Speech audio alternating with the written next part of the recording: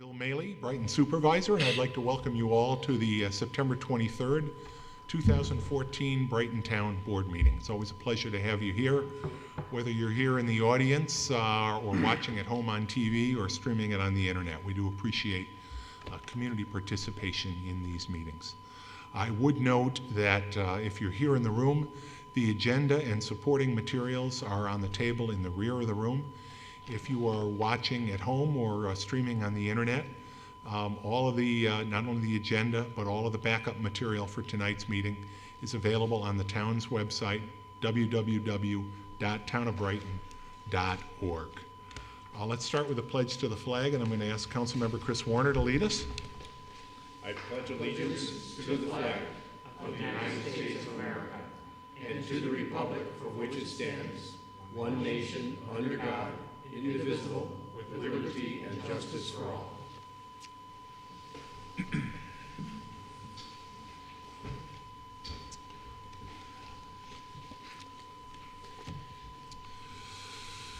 As we always do, we're going to start tonight with our open forum.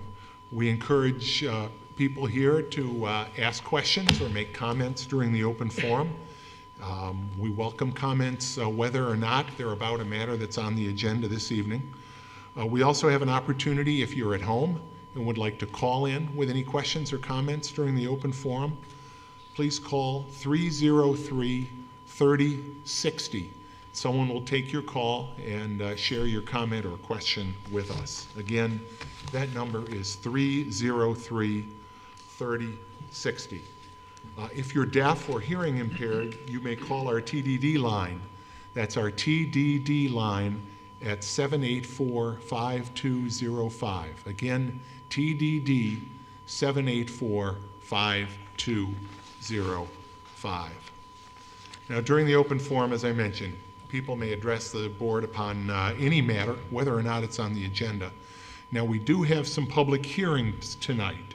We have public hearings concerning the Susquehanna Northumberland Road Storm Drainage District, the proposed Clovercrest Drive Sidewalk Snowplow District, proposed Thackeray Road Sidewalk Snowplow District, and the proposed Thackeray Road Refuse District. So if you're here to speak about any of those matters and you'd like your comments to be considered as part of the record of the public hearing, please wait until those public hearings are called. Now, I will recognize members of the audience who wish to speak during the open forum. If you would, please come to the podium when recognized. If you would, again, please give your name and address. Please address your comments to the board and not to other members of the audience.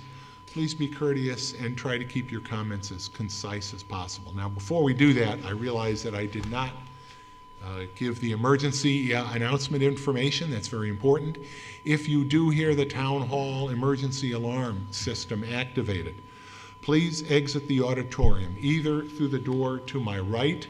If you go out that door, turn right, go down the stairs, out the rear door of town hall and away from the building. Or if you leave through the two doors in the rear of this room, keep going through the lobby, out the front doors of town hall, down the steps, and again, move away from the building. We do occasionally experience technical difficulties during the live broadcast. If you're watching at home during this live broadcast and you have technical problems, you can't hear or see the video, please contact Time Warner Cable at 756-5000. That's 756-5000. Okay, with the housekeeping out of the way, now we'll start with the open forum. Marge, take your time.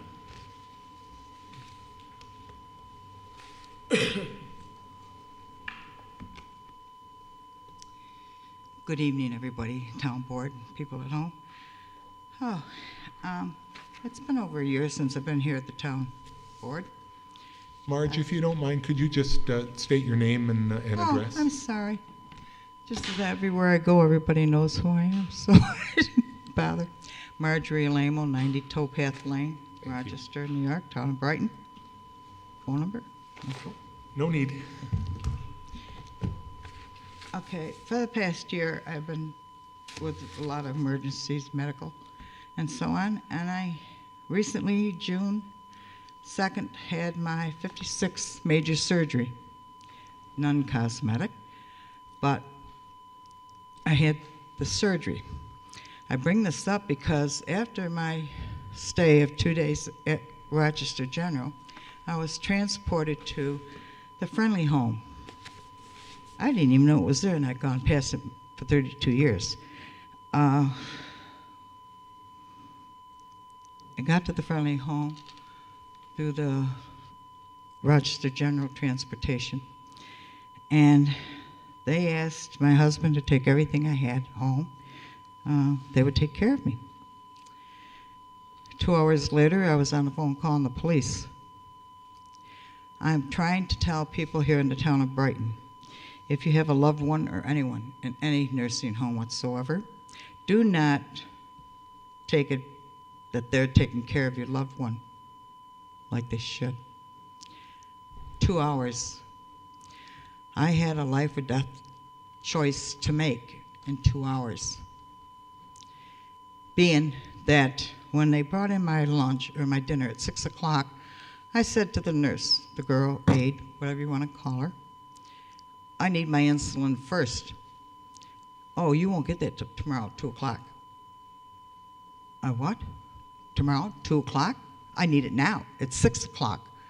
What about tonight? No, tomorrow. What about tomorrow morning? No, tomorrow, 2 o'clock. What about my heart pills? What about my other medications? Well, we don't have that until tomorrow, 2 o'clock. So I urge everybody out there listening to this that you check this out with your nursing home prior to your loved one going there, and to keep tabs on it.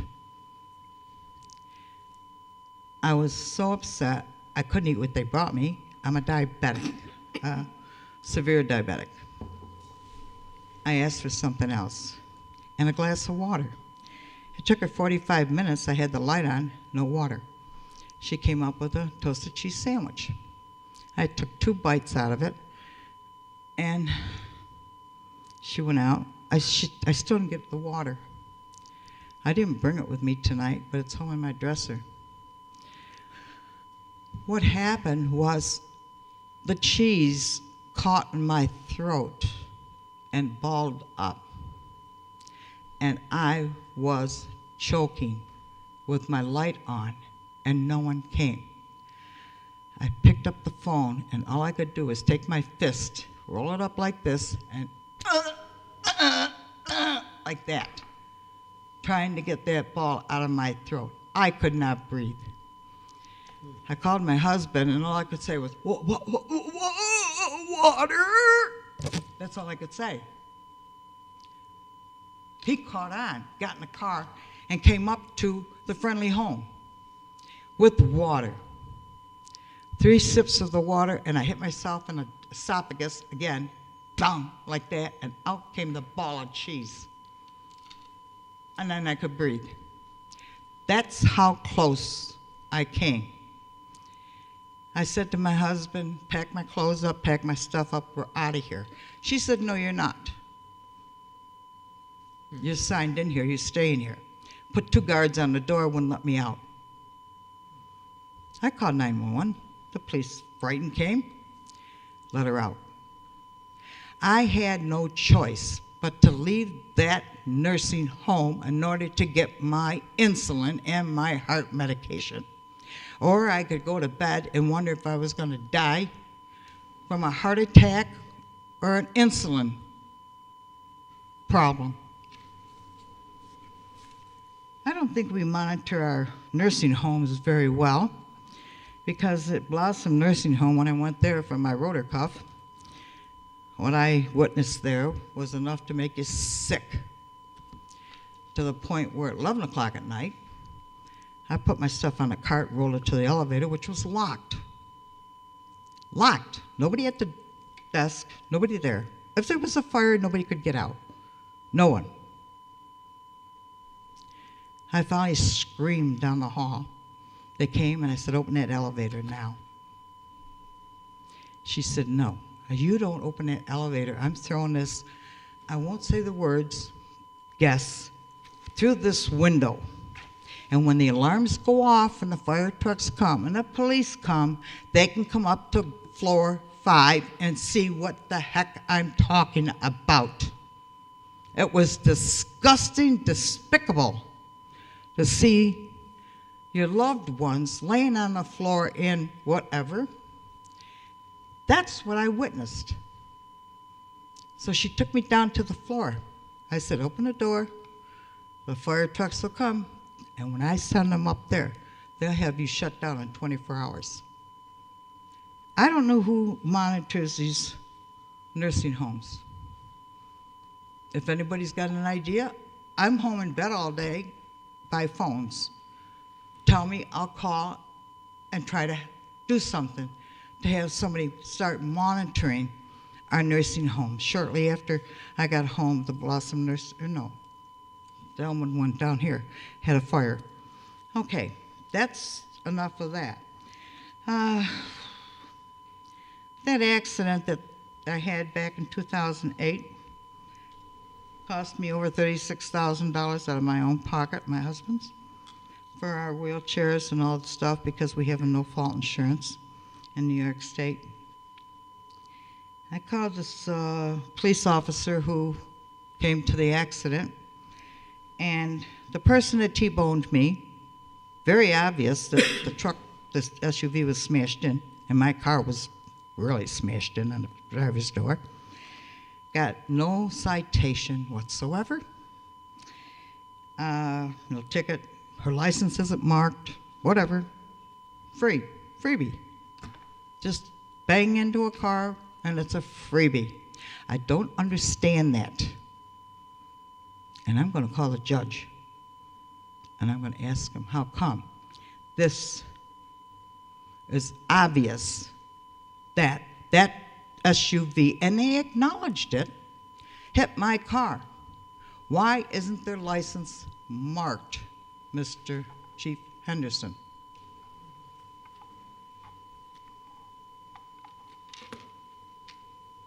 Any comment? I would just say, Margie, you and I spoke about this on the phone, Yes, I know, and I want the people out in the audience to hear it. and I don't have an answer for you. I wasn't the chief at the time. We do not have a policy that mandates tickets to be issued, and it was left to the discretion of the officer.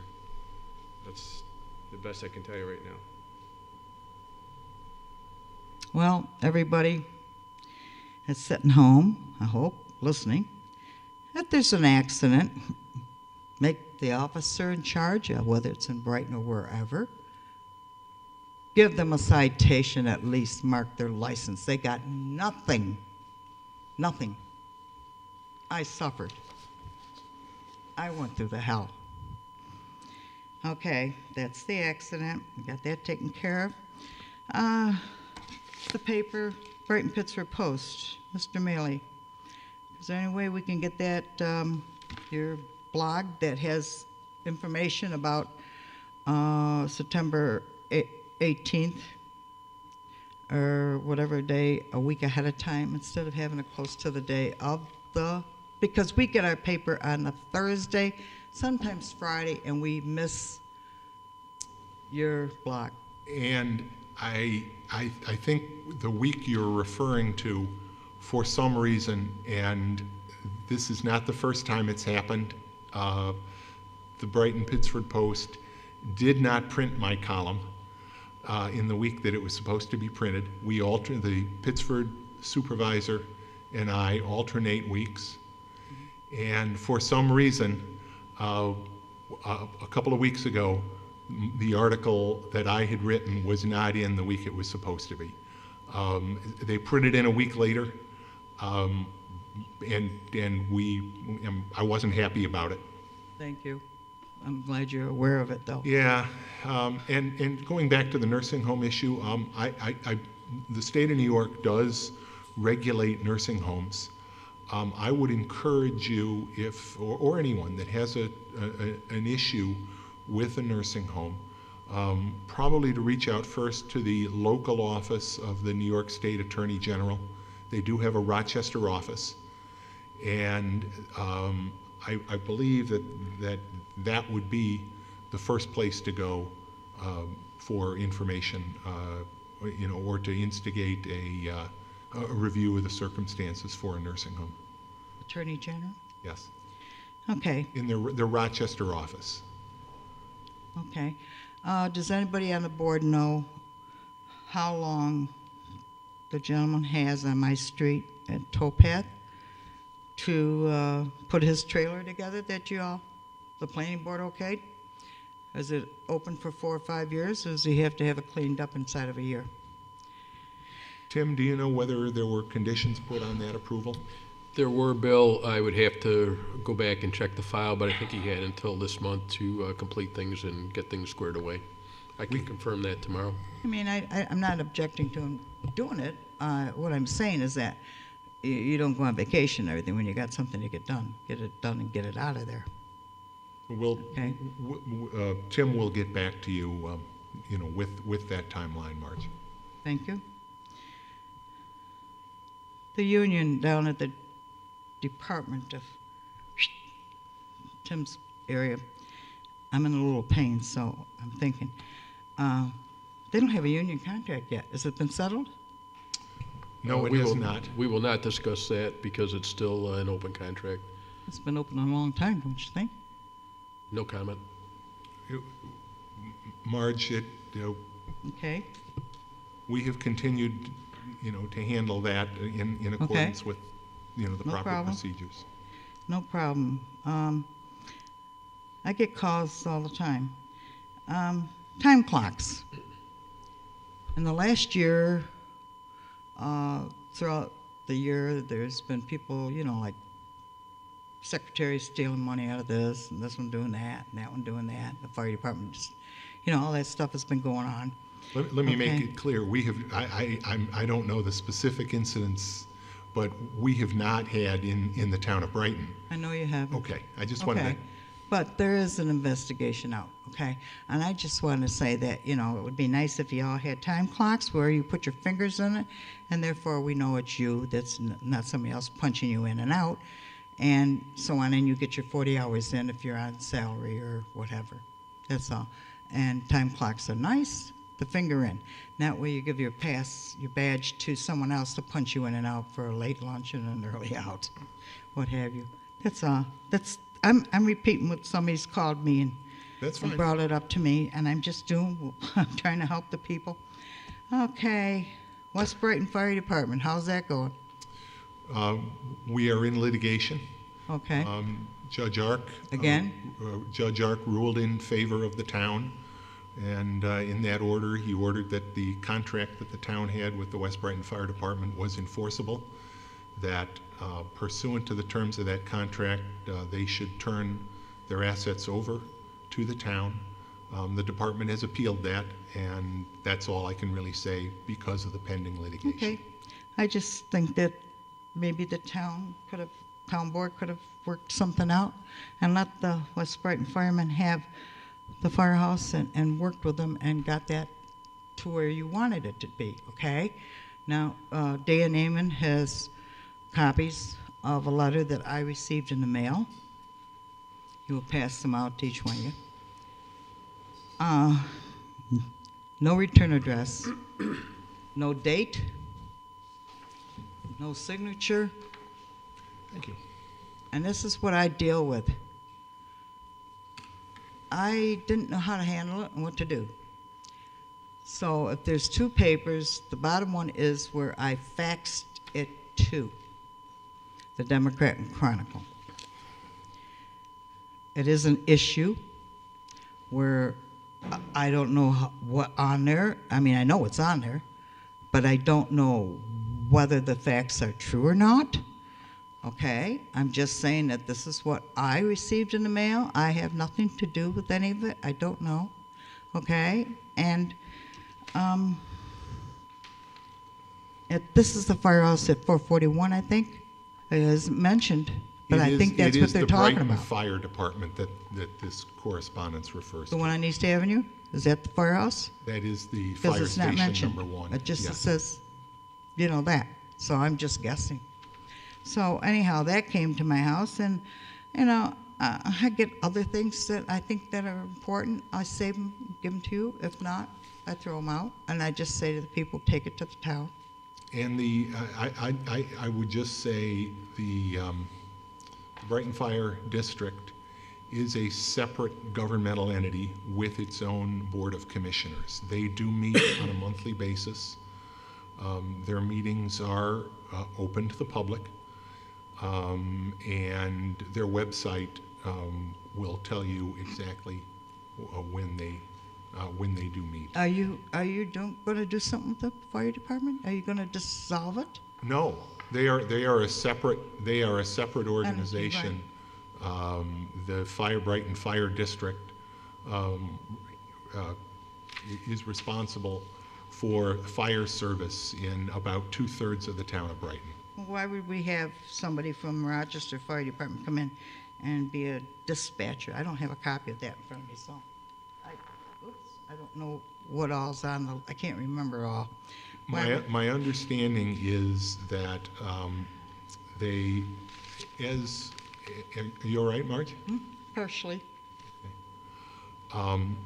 They are now using the 911 system for dispatching, as do the police department and the Brighton Volunteer Ambulance. Why are we changing? I think because of the continuity, so that each of our emergency service providers are being dispatched through the same system. But again, that's a decision that the commissioners of the Brighton Fire District made several months ago. And they are now. He makes the decision for all the taxpayers? Well, the commissioners of the Brighton Fire District administer the Brighton Fire District, which is the governmental body. They are a totally separate entity from the town of Brighton. And as is the case in many communities, a fire district has commissioners that are responsible financially. They are responsible for ensuring that there are, line officers in a department that are providing the services. And so they do. And the commissioner's going to listen. Would you give that letter to the commissioner? Would somebody give that letter that came to me to the commissioner to let him know what they're thinking of? I will make sure that they're aware of this, yes. Okay, all right. All right, I won't go through all that because people at home, I don't think, whether they know about it or not, I guess that's not important. The last thing, and then I'm going to go, is I bought 2 items, and I called Chief Henderson. He didn't think it was, very important or anything. However, I've been talking to some people, and I've been showing them what I've done. And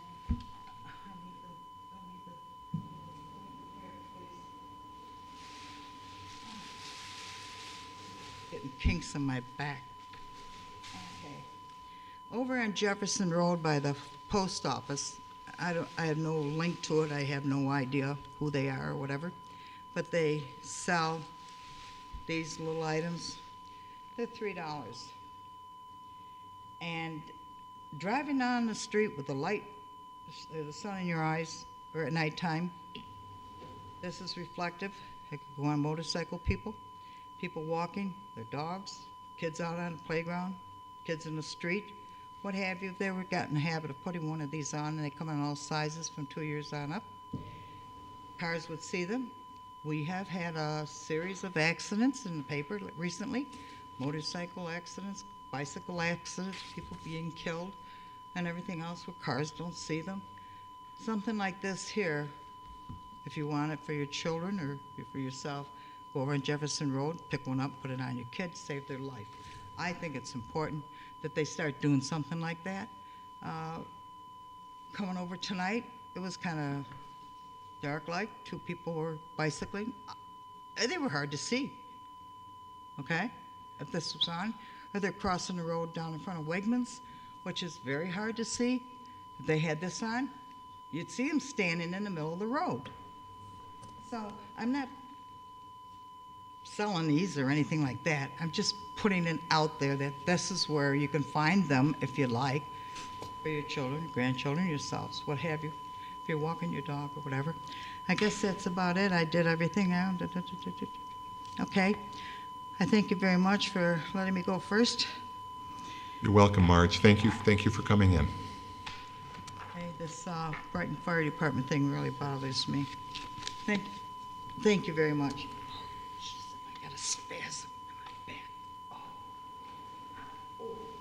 Is there anyone else that would like to address the board during the open forum portion of the meeting? And I will again note that if you are here for one of the 4 public hearings tonight, the Susquehanna Northumberland Storm Drainage District, the Clovercrest Sidewalk District, the Sidewalk Snow Removal District, the Thackeray Refuse District, or the Thackeray Sidewalk Snow Removal District.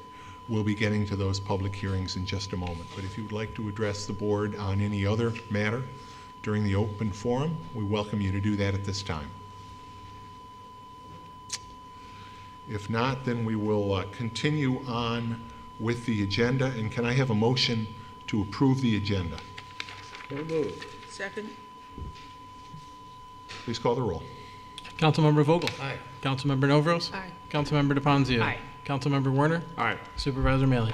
Aye. We will now begin the public hearings. The first public hearing scheduled for tonight is the Susquehanna and Northumberland Road Storm Drainage District. Dan, has the necessary legal notice been published in this matter? It has in the Brighton Pittsburgh Post. Sorry, I was... One second, I'll have it.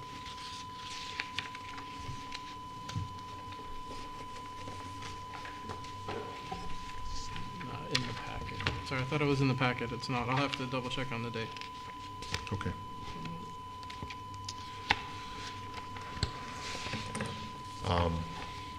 But having determined that notice has been published, I now declare the public hearing on the Susquehanna and Northumberland Road Storm Drainage District to be open, and would ask if there's anyone in the audience that would like to speak to that matter. If so, please come to the podium, state your name and address for the record, and please share your comments with us.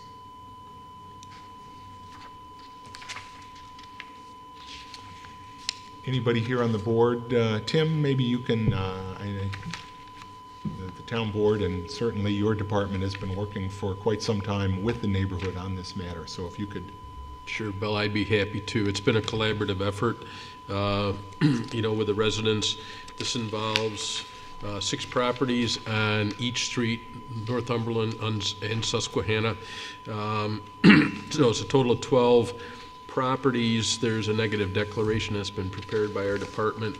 The project itself entails sort of a 2-phase. There's a town portion and a district portion. The district portion is about $23,000 estimated to cost, and if the alternative that was presented, which would be a 20-year bond term, the residents, each property would pay approximately $161 per year to alleviate some rear yard drainage problems that have occurred, and obviously the residents and the property owners in the area are in favor of doing something to make these improvements to alleviate the conditions. So it has been vetted, I think, before the Public Works Committee and with individual meetings with property owners, collective meetings with property owners, and I think everyone is in favor of, I won't say everyone, but literally 87%, I believe, is the petitions that have been signed and notarized. So I would make that note for that cover letter that you have, that these are not informal petitions. Every district tonight that is before you actually has formal petitions and notarized signatures, so there's not the question of a permissive referendum as well. Thanks, Tim. Again, is there anyone that would like to speak to this public hearing, the Susquehanna and Northumberland Road Storm Drainage District? either in the audience or on the board? Most of you on the Yeah. board, I know we're at. Yes, Dan, Just sorry. one note, I apologize, I thought the notices were in the packet, but it was published in the September 11 edition of the Brighton Pittsburgh Post. Thank you. Sure, come on up. Thanks. I'm Jim Howe, a resident of Susquehanna Road. We've been working with the town and Tim and his shop now for a long time on this, 7, 8 years, so we really appreciate the town's support for the district. We have some really good consent here from both sides. It benefits both the Northumberland block and the Susquehanna block. The only 2 people that haven't signed it, one of them, the house is vacant, the house just turned over, so I think that person will sign. So I do think it's almost 100% of support here within the district. And I just want to again thank the town for their patience with us on this one and giving us wise counsel throughout it. There doesn't appear to be any one living in the district who is against it, so we really appreciate your support. Thank you, Jim. Thanks.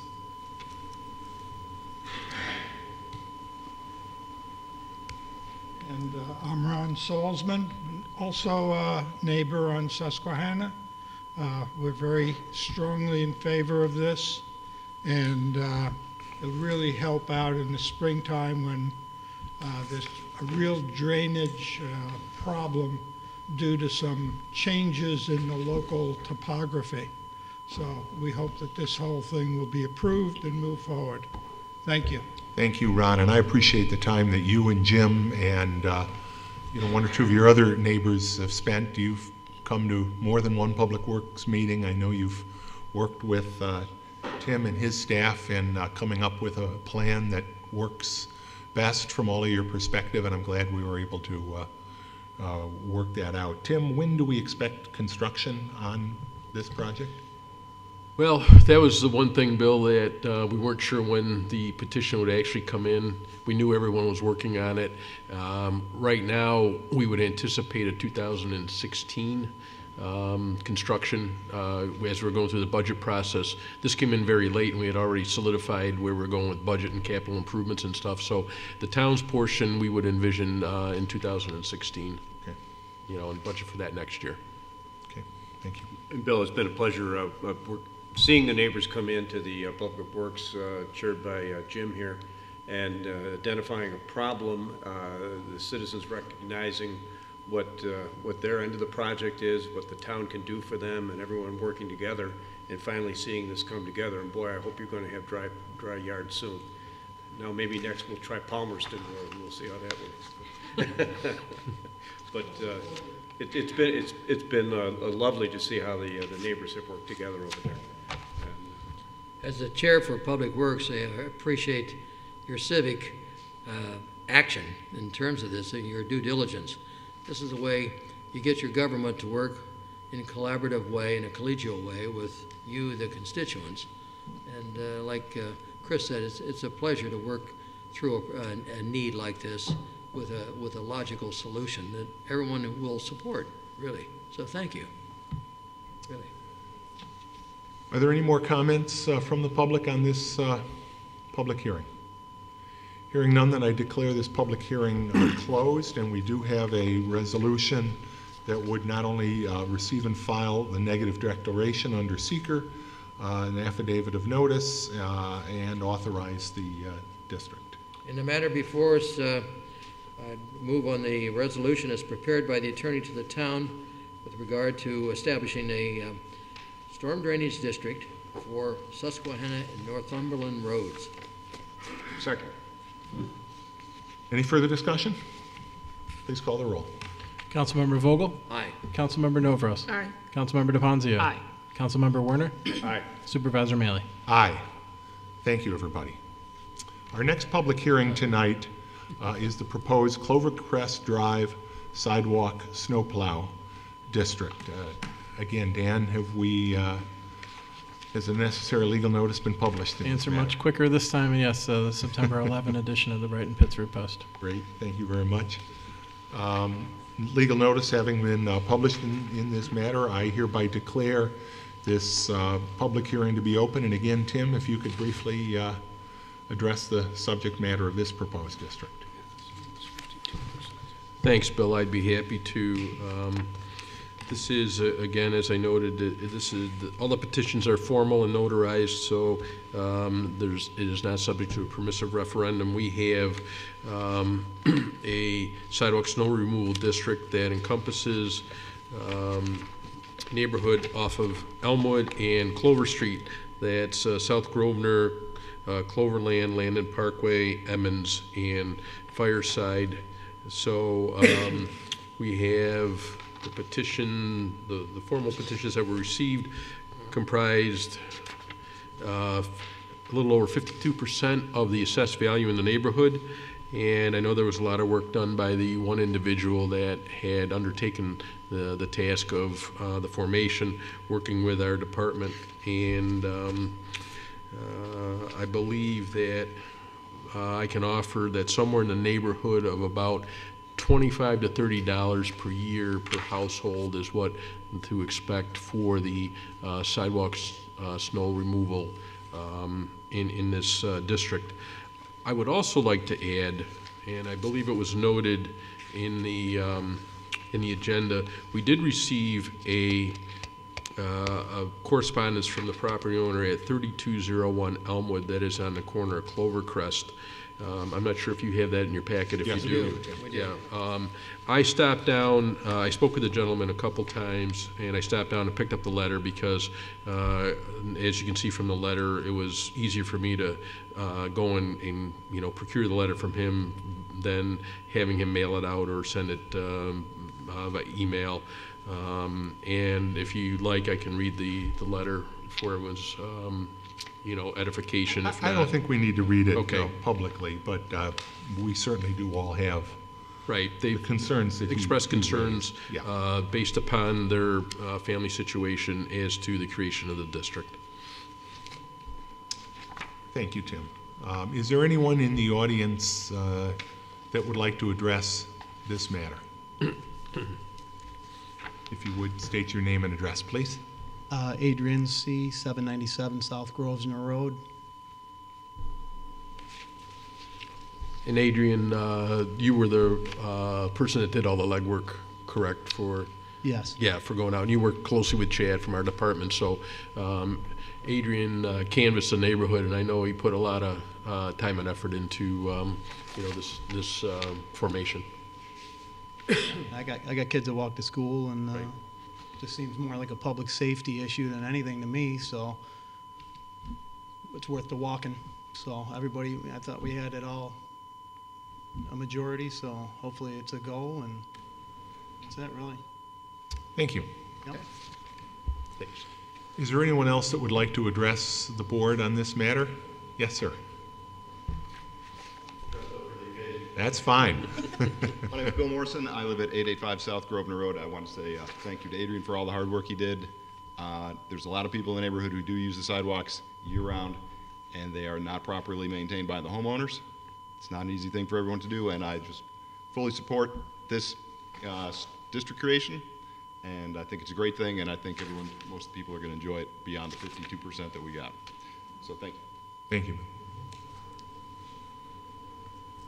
Is there anyone else that would like to address the board on this matter? Any from the board that would like to address this? Is there anything that can be done to make sure that this person's driveway does not get blocked? The discussion I had, Louise, and this pretty much is a discussion we have with a lot of people, whether they're in sidewalk snowplow districts or not, is that if you have a contract with a private plow contractor to take care of your driveway as they do, it's always smart to have a callback clause or something, because we can never predict when the snow is going to happen. Thereby our crews go out and take care of the plowing, whether it's the highways or the sidewalks. We get a lot of calls because people have their contractor show up before we get there, and then then they're plowed in, so to speak, or the term that they like to use. But that, unfortunately, is our responsibility is to take care of the public, but not the private. So we always encourage them to put a callback clause in their contract. However, sidewalk snow plowing, for the most part, is not going to probably impede your ability to get in and out of the driveway as much as the street plows at times. I think there's more snow from the street plows than there will ever be from the sidewalk plows.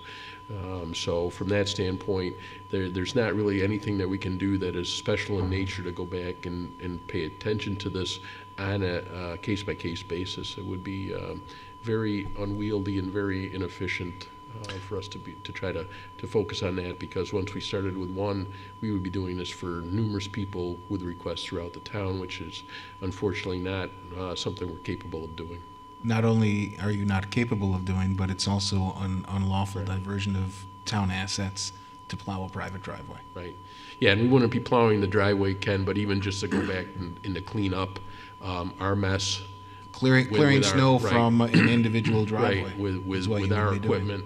Yeah, Yeah, can't do it. whether it was in their driveway or just adjacent to their driveway would not be something we would do. And you are correct, that portion would be considered a gift of service. Thanks, Tim. Yes. Yeah, come on. If you would, please come to the mic. Since I'm here, I figured it's less. And if you would, just Bill state your Morrison, name again. 885 Thanks. South Grosvenor Road. If the people who might have concerns about the sidewalk snow plowing getting into their driveway, I'd be curious to see what their thoughts were on their ability to actually plow the sidewalks themselves. I mean, the sidewalks aren't getting plowed, so which they're required to do, as I understand. You are correct, That's Bill. correct. And it is the obligation of everyone that does have a sidewalk in the town of Brighton to keep that sidewalk clear of ice and snow. And the reason that the sidewalk snow removal districts are so attractive is it's a way to get those sidewalks plowed, frankly, without going out and shoveling. And our experience has been at a price that winds up being much less than it costs, say, the neighborhood teenager to shovel the street. So, but you are correct. Every property with a sidewalk in the town of Brighton does have an obligation to keep it cleared. Okay, so it would be a lot less effort for them to just clean up the little bit that ends up in the driveway than to do the whole sidewalk that is going to be done for them now. Well, I think they're not in opposition in theory to the district, but because of their personal circumstances, which they're not. that it becomes. And I don't want to get into their. Right, that it becomes their concern. So it's, left unsaid, I think, if you're able to take the message from that is that, they have certain concerns, but it's not opposition to having the sidewalks taken care of. Thank you. Is there anyone else that would like to address the board on this matter? Hearing none, I declare this public hearing to be closed. Can we have a motion, please? With respect to receive and filing the affidavit of notice and letter dated September 15th from George Vasho and authorize approval to establish proposed Clovercrest Drive sidewalk snowplow district, I move we adopt the resolution as prepared by the attorney to the town. Second. Any further discussion? Please call the roll. Councilmember Vogel? Aye. Councilmember Novros? Aye. Councilmember DePonzio? Aye. Councilmember Werner? Aye. Supervisor Mealy? Aye. The next public hearing tonight, thank you both for coming. The next public hearing tonight is the proposed Thackeray Road sidewalk snowplow district. Dan, has the necessary legal notice been It published? has. September 11th edition of the Brighton Pittsburgh Post. Thank you. Tim, again, a little summary? Thank you, Bill. This is Thackeray Road between Esplanade and Highland, and it affects 35 properties. And again, the cost For the sidewalk snow removal, it would be in that $25 to $30 per year range, maybe even a little less. And these are, again, notarized formal petitions. We do not have the issue of question of permissive referendum. And we had 57%, a little over 57% of the property owners signed for these. Thank you. Is there anyone in the audience that would like to address this public hearing? Karen?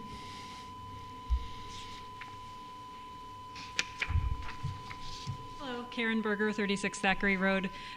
This is something I've been hoping would happen for a long time, and want to say thank you to our neighbor Mike Berger, who took the initiative to make this happen, and very much in support of it for safety reasons for the kids on the street. So thank you. Thank you. This is, the refuse district is a separate issue. The is that refuse correct? district will be a separate public hearing coming up very, very quickly. Don't go far. Is there anyone else that would like to address the proposed Thackeray Road sidewalk snowplow district public hearing? Anyone on the board? Hearing none, I declare this public hearing to be closed. Jim? Yes. Take In action on this? the matter before us here, I move on the resolutions prepared by the attorney of the town to establish a sidewalk snowplow district on Thackeray Road. Second. Any discussion? Please call the roll. Councilmember Vogel? Aye. Councilmember Novros? Aye. Councilmember DePonzio? Councilmember Werner? Aye. Supervisor Mealy? Aye. And finally, our fourth public hearing tonight is the proposed Thackeray Road refuse district. And one more time, I'll ask Dan, the necessary legal notice was published on September 11th, I'm guessing. I do believe it was. Good, thank you. Public notice having been given, I declare this public hearing to be open, and would invite comments from anyone in the audience concerning the proposed Thackeray Road refuse district. Karen, again. Yep, Karen Berger, 36 Thackeray Road. Again, very glad to see this happening, not just for safety reasons of fewer garbage trucks, but also for the environmental reasons of less gas being used and fewer emissions. So fully in favor of it. Thank you. Thanks, Karen. Is there anyone else that would like to address this public hearing on the proposed Thackeray Road refuse district? Anyone from the board? Hearing none, I declare this public hearing to be closed. Jim, can I get one more motion out of Yes, you? you sure can. The matter before us, I move on the resolution as prepared by the attorney to the town to establish a Thackeray Road refuse district. Second. Any further discussion? Please call the roll. Councilmember Vogel? Aye. Councilmember Novros? Aye. Councilmember DePonzio? Aye. Councilmember Werner? Aye. Supervisor Mealy? Aye. There you have it. Thank you. Moving along then, bids. Chris? Bill, the next matter is to seek approval for solicitation of proposals for construction services to provide the boat dock and boat put-in at the reserve subdivision site at the canal. I move that we adopt the resolution as prepared by the attorney for the town. Second. The subject of the boat dock and boat put-in is something that dates back to the original approval of the reserve project. And maybe, Tim, again, you can talk a little bit about what this bid, and I would note that all we're doing tonight is authorizing soliciting bids. We're not taking any action to accept any proposal or set a price on this project. Thanks for that clarification, Bill. As you mentioned, this has been part of the project's incentive zoning approvals for a number of years now, and we have gotten to the point after review through the Canal Corporation and any other agencies, including DEC and the Corps of Engineers, for moving forward with the amenities, which include a boat put-in as well as a larger boat dock that will be constructed on the canal in the vicinity of the reserve project in Meridian Center Park. So it'll be a nice addition and a nice facility for the town and, the canal users to have at this location within the town itself. Thank you. Could I have a clarification? Who is paying for this? Yeah, Judy asked the same question before the board meeting, clarification as to whether any of this money is coming from the town. The answer is no. Half the money is coming from the Canal Corporation, half the money is coming from the sponsor of the project. So who is actually in charge of it? The Canal Corporation? The town's going to run the project. The town's going to award the bid if there eventually is an acceptable bid to award. And so it'll be a town supervised project paid for by the New York State Canal Corporation and the sponsor. But I mean, who is responsible for policing it or making sure that things are done properly or keeping it clean? Commissioner Tim Keefe. Oh. This department will oversee the contract administration, Louise. Okay. And that's how it was always envisioned and set up. So we have our crack engineering staff that will be on that, and it's been reviewed, and we have gone through numerous permutations of the design to get an acceptable design that we like, not that the developer likes. We looked at not that they don't like this plan. No, not that they don't like it. But it was important that this be a plan that was acceptable to the town. Right. From the standpoint, we looked at the durability, the longevity, a number of other things we did not want to have to sacrifice anything from the standpoint of quality of initial construction, nor the ability for this to perform for a number of years, and it being somewhat low maintenance as well. So we were looking at a lot of the cost factors, which then again in turn had to be reviewed by all the different agencies, and they had to put their stamp of approval on it. So there's been a lot of hard work from staff, Mike, Ramsey, Everett, to name a few, that have really held the developer and gone through the work with the agencies to make sure we got a really, really good project. And that we have at this point. And so you're absolutely right wondering who's going to take care of it, because you can have the best looking set of plans, but you still got to have it built correctly, and that's where the rubber meets the road. So if there's any... Louise, can I just, what I'd like to do is, can we get a motion? There was. We had a motion by... oh, yeah, we do have a, yes, we do. You're right. Okay, sorry. Keep going. If there's any problems at the dock that require police to be there or whatever, the town of Brighton police are the ones that would be called? We would be the local jurisdiction, yes. Okay. Primary law enforcement. Okay. And there's not a boat in the budget proposal we're about to hear from. Unless you're offering. No, there's no boat, but the... I can offer a bike, not a boat. I believe the sheriff has the capability, as do some fire companies, to rapidly respond to the canal. Tim, from the standpoint of the town, just to build on Louise's question, who will have the monitoring, the oversight from the town? Would that be superintendent of parks? You mean during Commission, construction or maybe? after construction? Not to do the work, but to at least make sure things are in good order and good condition. Who's monitoring that for us when it's done? Yeah, after the work's completed, it will be probably a combination of Public Works and the parks. Yeah. Okay. And and then the chief as well, if there's issues with safety or things of that nature. But yeah, we will have that oversight. That is part of the requirements that the Canal Corporation has placed on the permit. Good. Any further discussion? We have a motion and a second, even though I forgot that for a moment. Dan, please call the roll.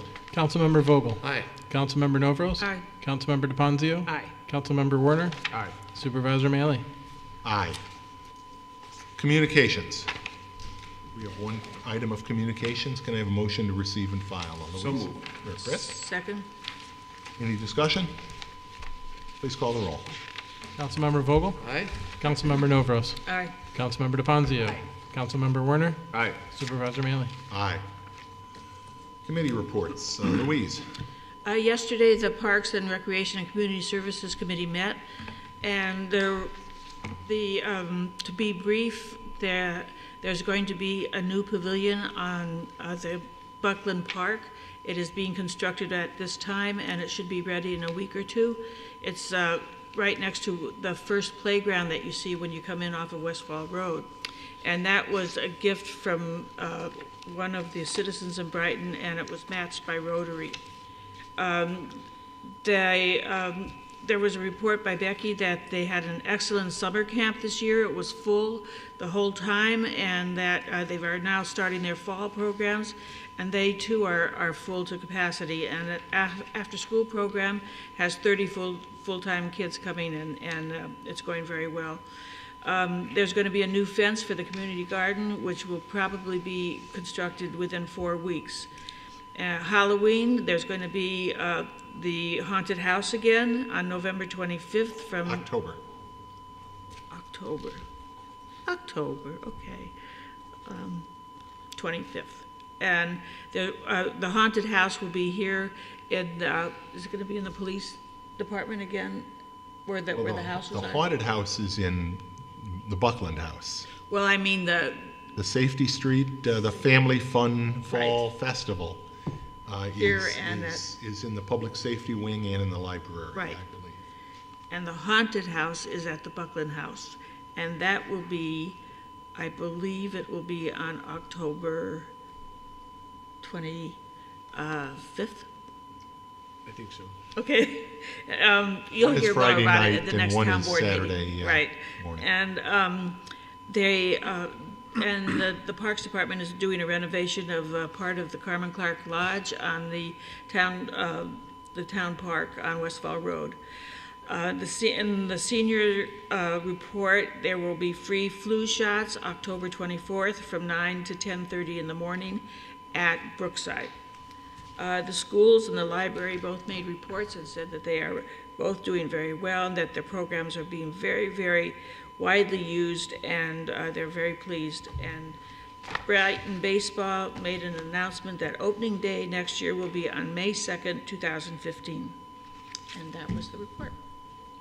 Thank you, Louise. Chris, Finance? Bill, Finance met on September 16th, last Tuesday.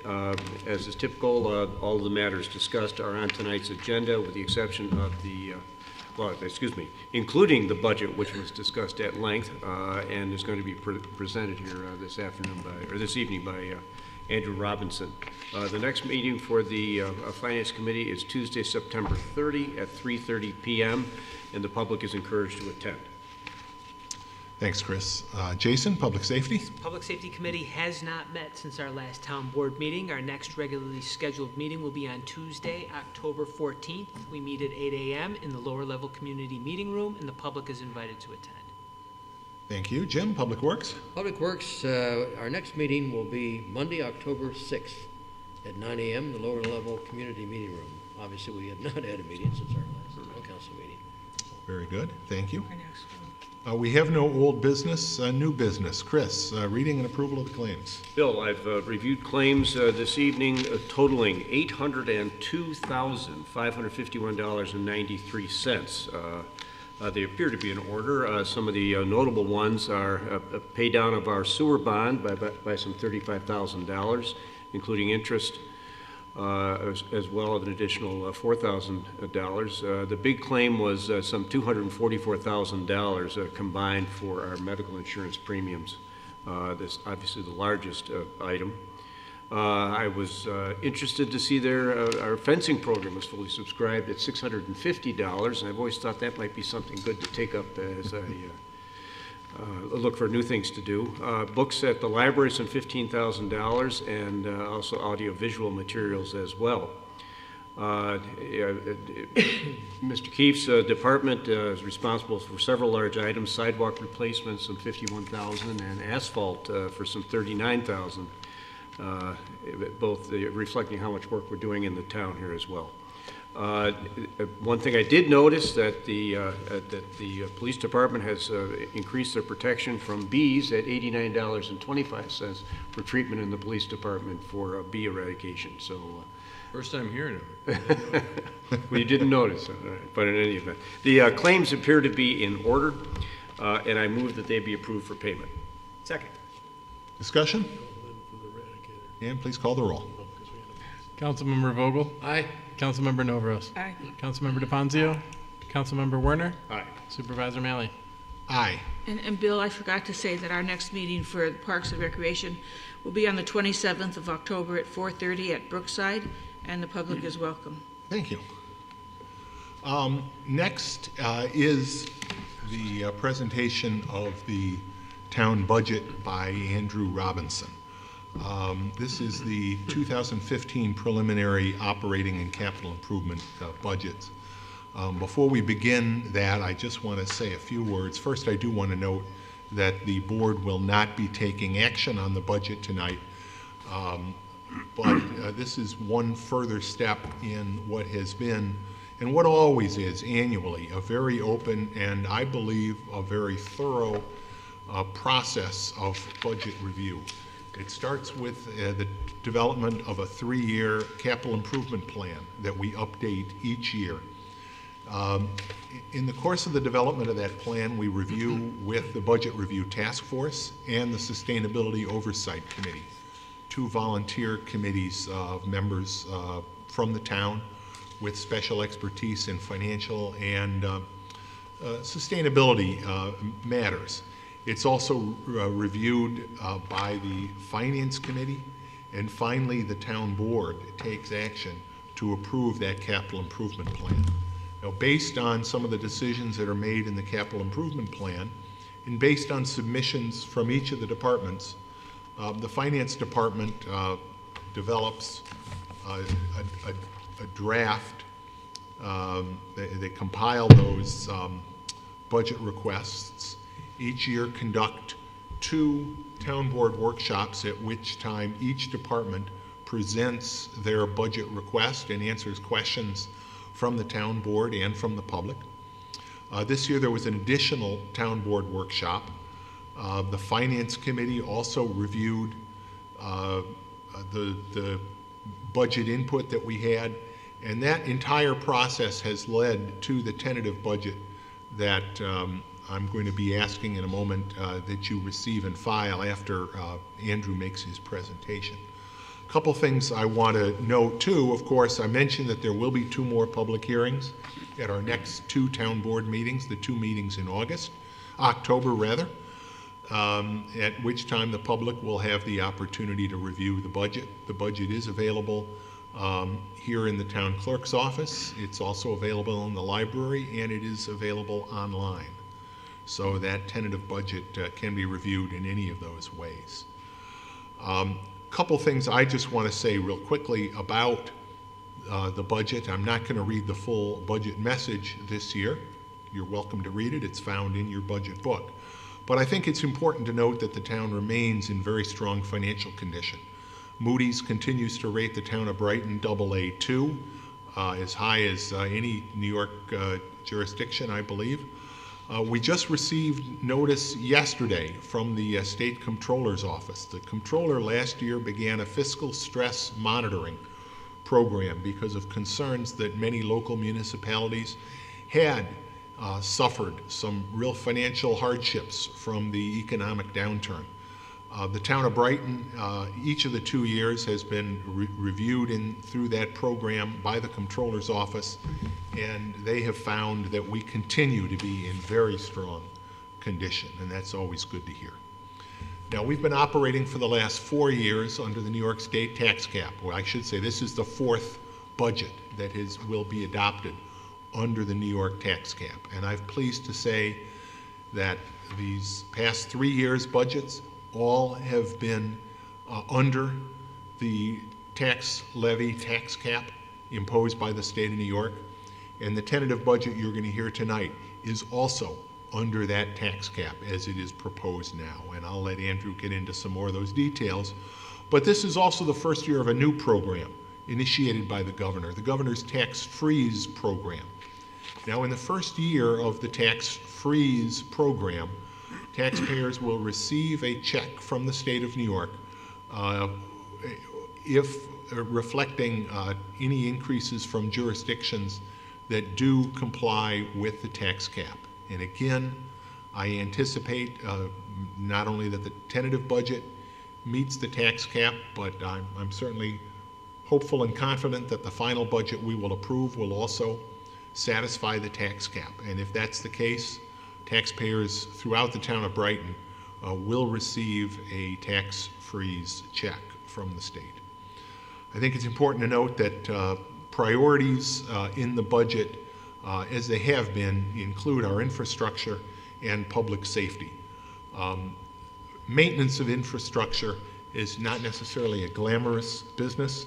Sewers, sidewalks, gutters, streets, chip sealing, not a lot of glamour there, but real important business. Maintaining our infrastructure, if we don't do it, it will deteriorate. We will pay the price in the long run. And I commend Tim Keefe and the Public Works Department for your ongoing work to maintain that existing infrastructure. I also praise what you and your staff have done in terms of identifying grant and other funding opportunities to enhance our infrastructure, to construct new infrastructure, whether it's the new sidewalks in West Brighton, the Monroe Avenue Green Infrastructure Project, which will include new porous sidewalks, improving stormwater performance, as well as the beauty of the avenue, and some new trail projects, including the Highland Crossing Trail that we are doing in partnership with the City of Rochester. So all of these are projects that will not only maintain the existing infrastructure, but with these new connections, new enhancements, improve the quality of life. I mentioned public safety, and obviously public safety is the highest priority that we have. We will continue to maintain and outfit our police department with the latest equipment, new technology.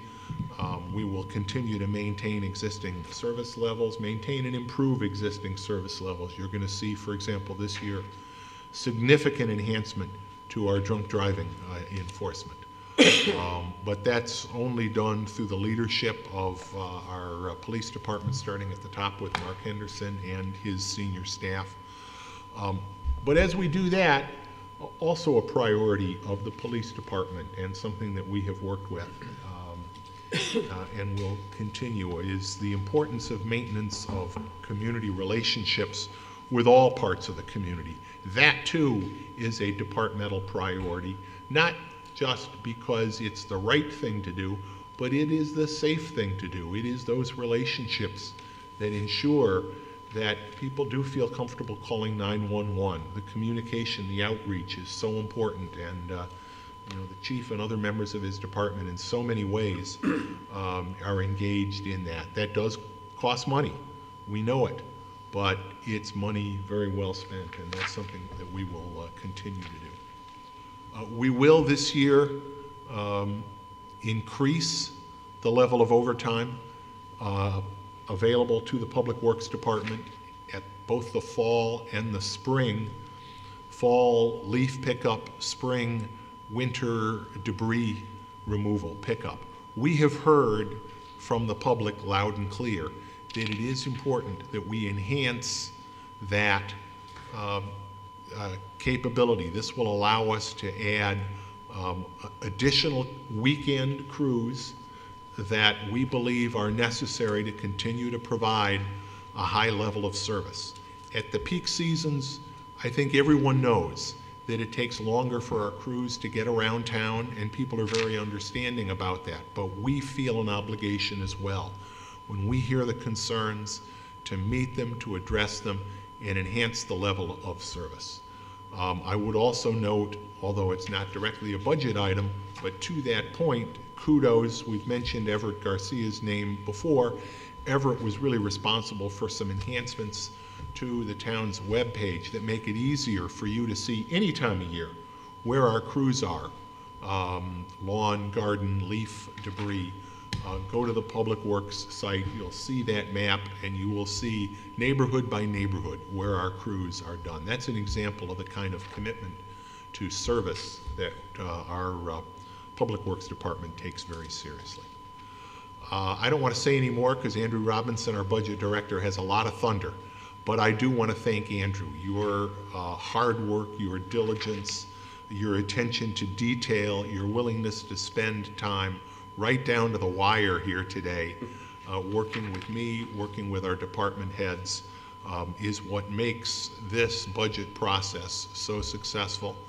And I know every year Suzanne says, no, it's Andrew, but thank you also, Suzanne Zaso, Director of Finance, because it is under your leadership that we continue to operate this very thorough and very detailed budget process. So with that, I'm going to turn it over to Budget Director Andrew Robinson, who will be making a presentation on the budget tonight. And then we will, I will ask that you receive and file this budget after Andrew's presentation.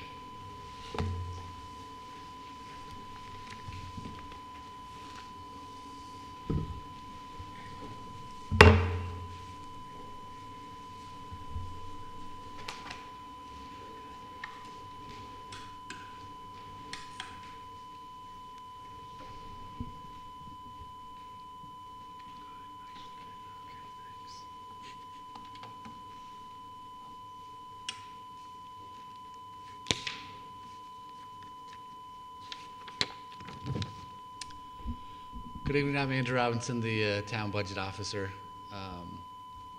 This is my 4th year doing the budget, and I think this one is certainly one we can be proud of.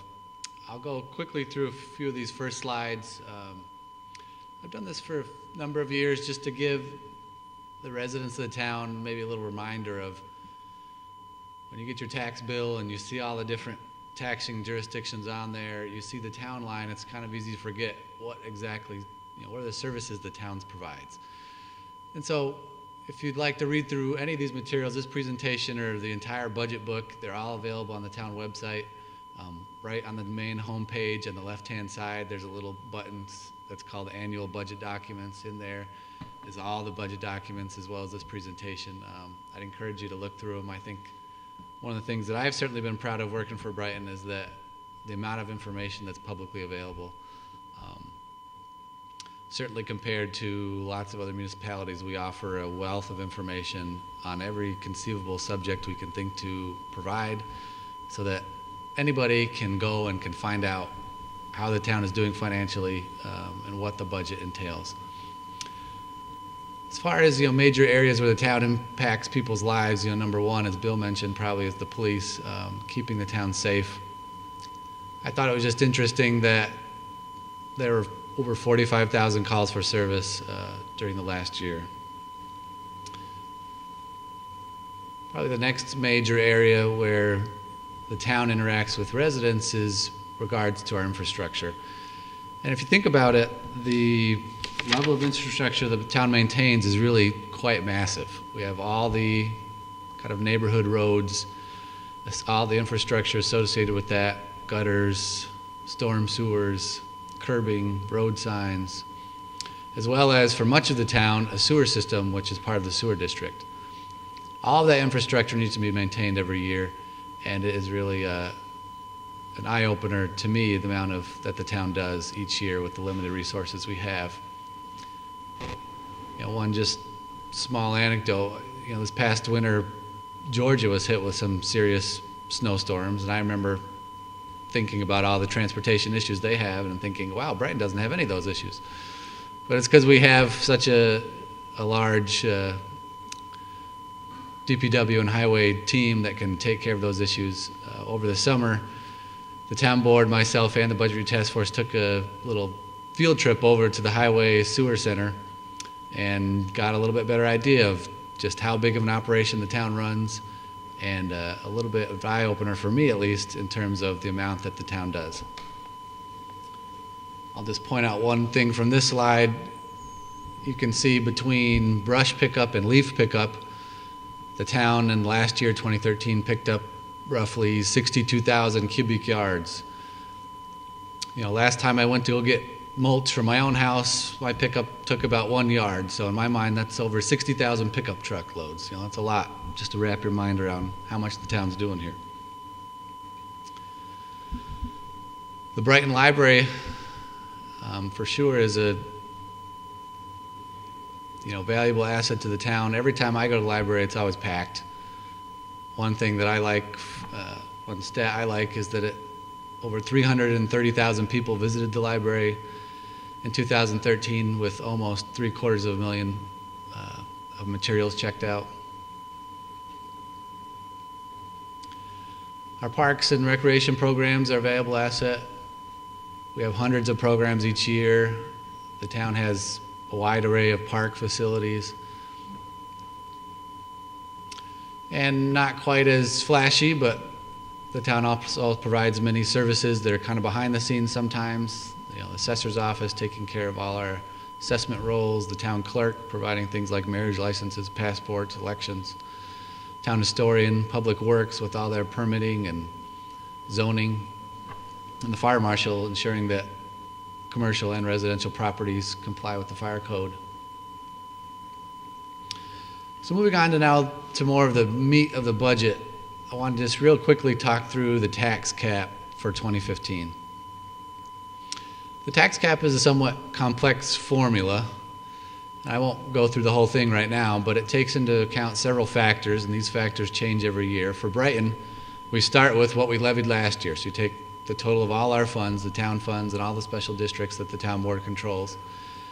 And that's our beginning amount at the top.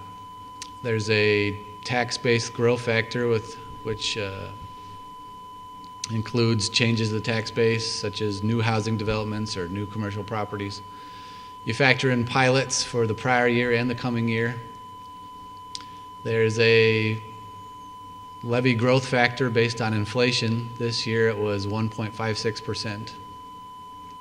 And then after all that, you add on any available carryover from the prior year, and that's basically unused tax levy limit from the prior year. So last year we were roughly $250,000 under the tax cap. That amount can be carried over to this year. So the total allowable percent increase from the prior year was a little over 3%. This tentative budget comes in at 2.74% below the tax cap. Just to talk a little bit more about the tax freeze that the supervisor mentioned. The state has instituted this program, and it's really just each taxing jurisdiction by each taxing jurisdiction separately. So for 2015, the town, to qualify, has to be below the tax cap. This plan is below the tax cap. So assuming no major changes in the adopted budget, residents of the town would receive a check equal to their portion based on their property's assessed value compared to the whole, their portion of the increase in the tax levy from the prior year. But when that check comes out in the fall, it's going to be an aggregate of all the taxing jurisdictions. So you have to think there's several different bodies that can levy taxes. There's the county, there's the town, there's fire districts, there's school districts.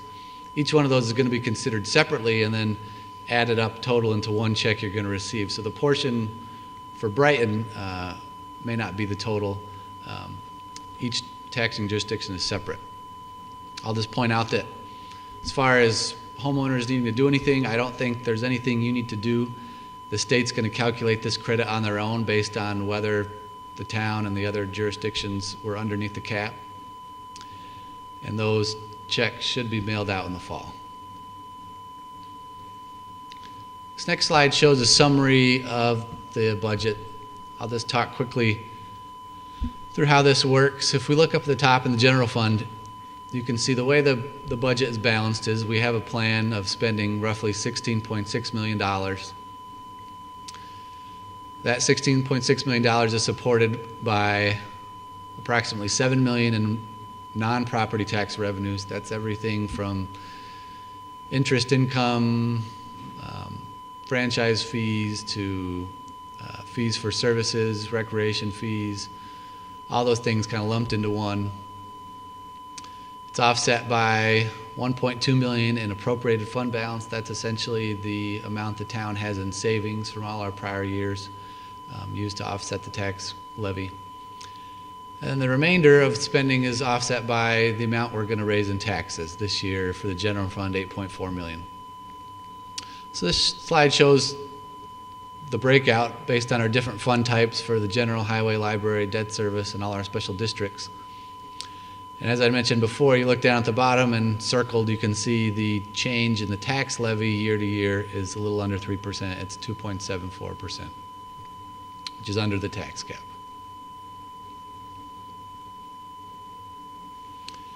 This pie chart just gives it a little idea of where our revenues come from. You can see by far the largest chunk of the pie, the blue section, is the amount we're levying as property taxes. I think the majority of towns in New York State are reliant on the property tax. There are two other areas, though, that I wanted to briefly discuss. They are sales tax and mortgage tax. The sales tax is our next largest piece in the red, and mortgage tax two up in the purple.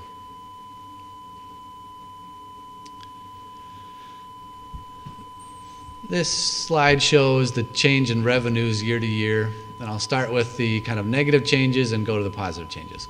The negative change, the biggest one, is mortgage tax. And I'll just quickly go on to the next slide so we can talk about it.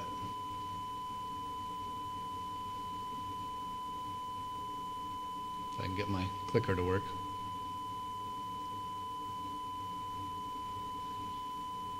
Not go? There we go. Okay. So this is a graph of mortgage tax, and it shows a couple things. It shows actuals and budgets all the way back to 1999.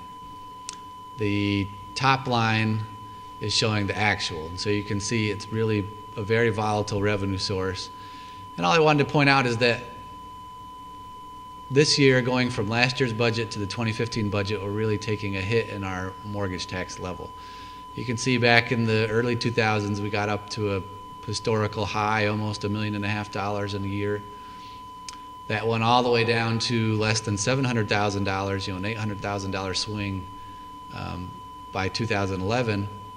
We had a big rebound in 12, a small rebound in 13, and our projection for 14 had been another slight increase.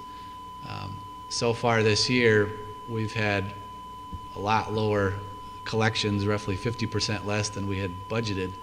And so our current estimate is only $759,000 for 2014.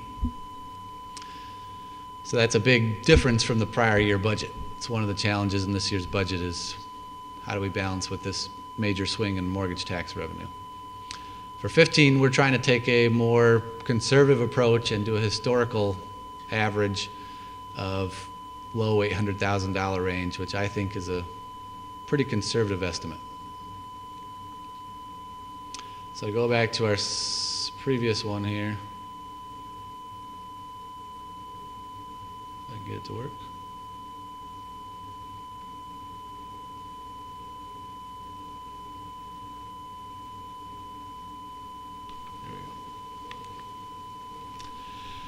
So that's at the top of the slide, that's the $350,000 decrease. That's the 2014 adopted budget to the 2015 tentative budget for mortgage tax. On the positive side, though, we have several revenue sources which are increasing, and as Bill mentioned, this is mainly attributable to grants. We've had several grants, one for Highland Avenue infrastructure, one for the comprehensive plan, a grant we anticipate for bulletproof vests as well as sidewalks. All those combined are over $300,000, and so they largely kind of net out the decrease in the mortgage tax. Sales tax has also been relatively strong, and we anticipate another increase for 2015. So we add all that up, and the total change year to year is $279,000.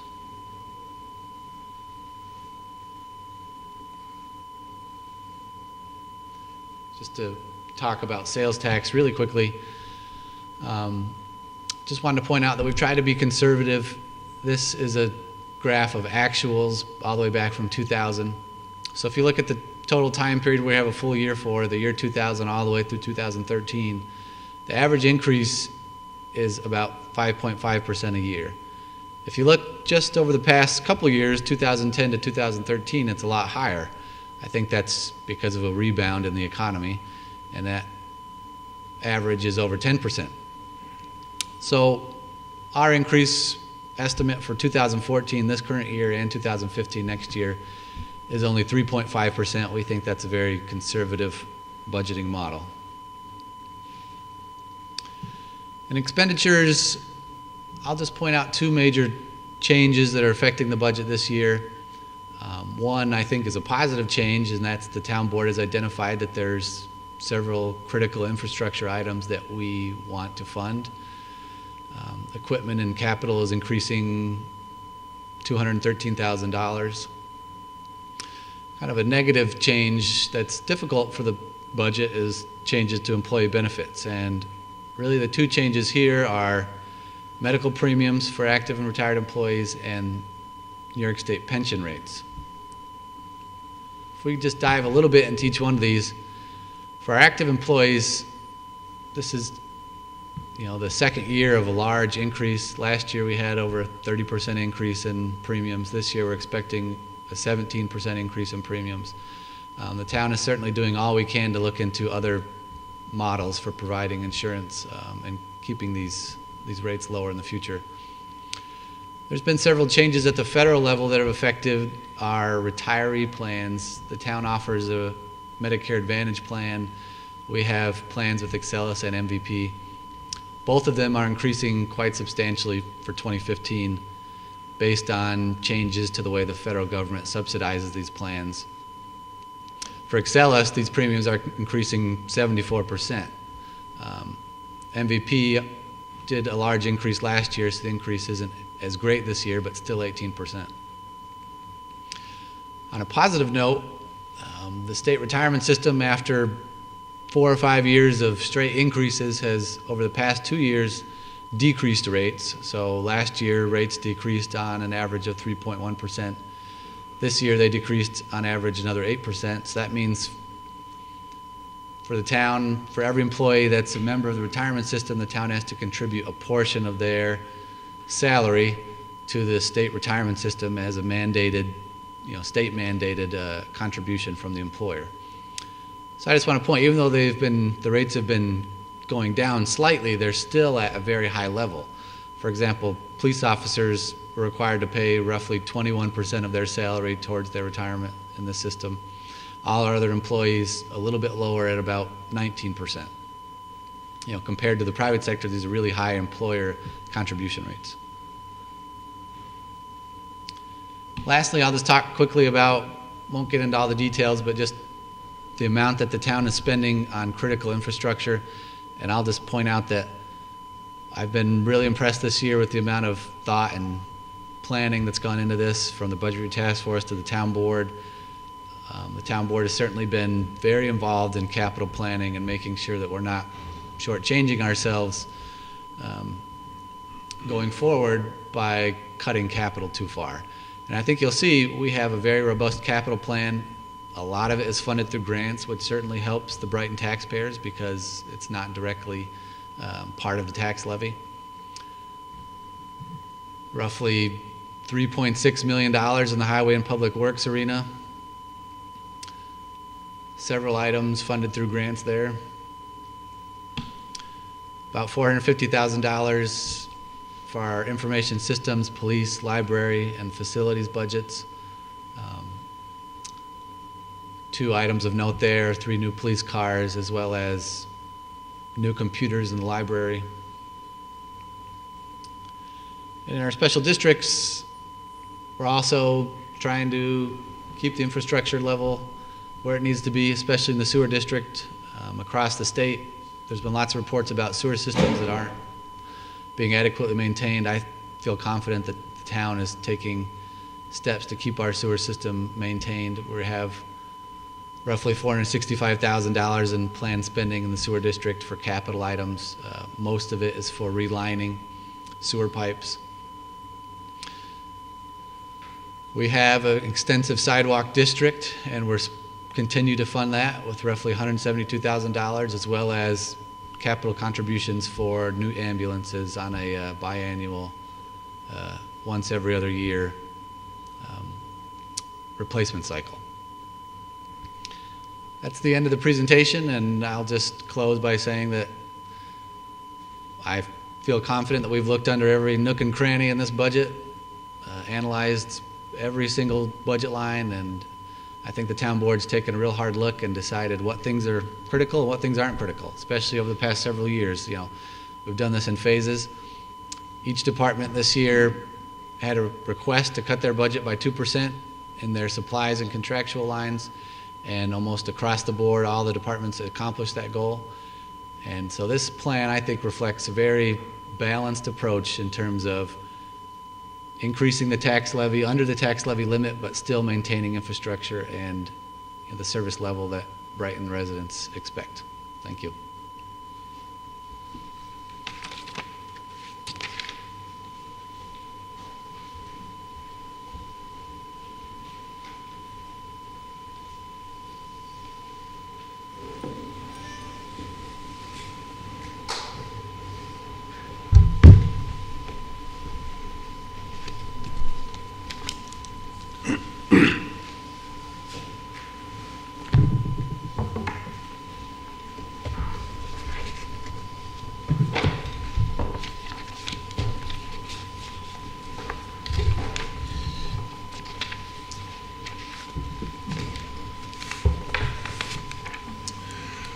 Again, I want to thank you, Andrew, for that very thorough presentation, and just remind the public that the 2 town board public hearings on the budget will be held on October 8th and October 22nd, right here at 7:30 in the evening. State law requires 1 public hearing. We've always felt that having 2 gives the public a greater opportunity to review, bring in your comments, and I then expect that the town board will take action on the budget at the October 22nd town board meeting.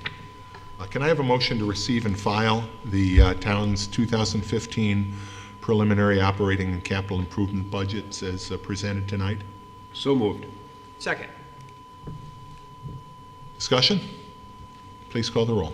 Councilmember Vogel? Aye. Councilmember Novros? Aye. Councilmember DeFonzio? Aye. Councilmember Werner? Aye. Supervisor Manley? Aye. Jason?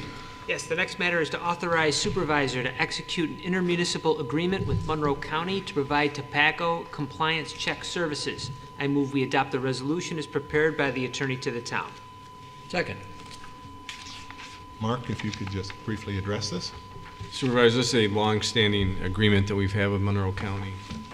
We conduct compliance checks to make sure that vendors are not selling to underage individuals as it pertains to tobacco products. Thank you, and that's important. I'm glad we continue to do that.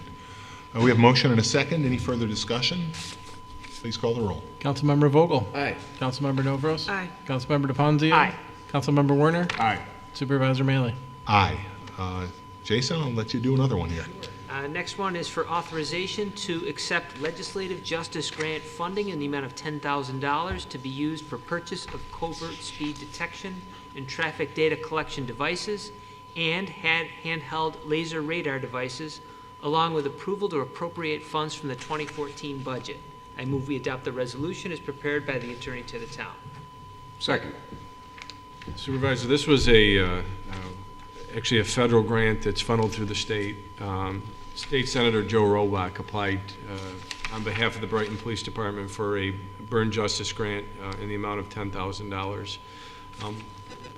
You and I heard quite loudly at public meetings that we attended that traffic seems to be a concern throughout the town. The term covert that we put in this proposal will allow us to purchase equipment, computer equipment, data collection equipment, and try to get a handle exactly what's happening in the neighborhoods.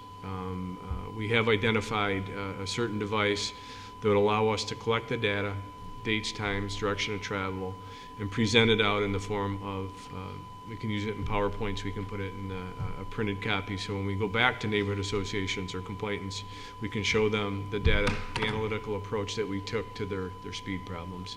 That's half the grant. The other half is, once we've identified areas that are of concern, we saturate that area with enforcement efforts. The enforcement effort is designed to calm the traffic. The second part of this proposal talks about 2 handheld lasers I'm pleased to say that they came in a little bit less than what we anticipated. We think that we'll be able to purchase a third laser device. Wonderful. This is the future on how to apprehend speeding vehicles, and it's through this justice grant and through the efforts of Senator Robach that we're able to include this in our department effort.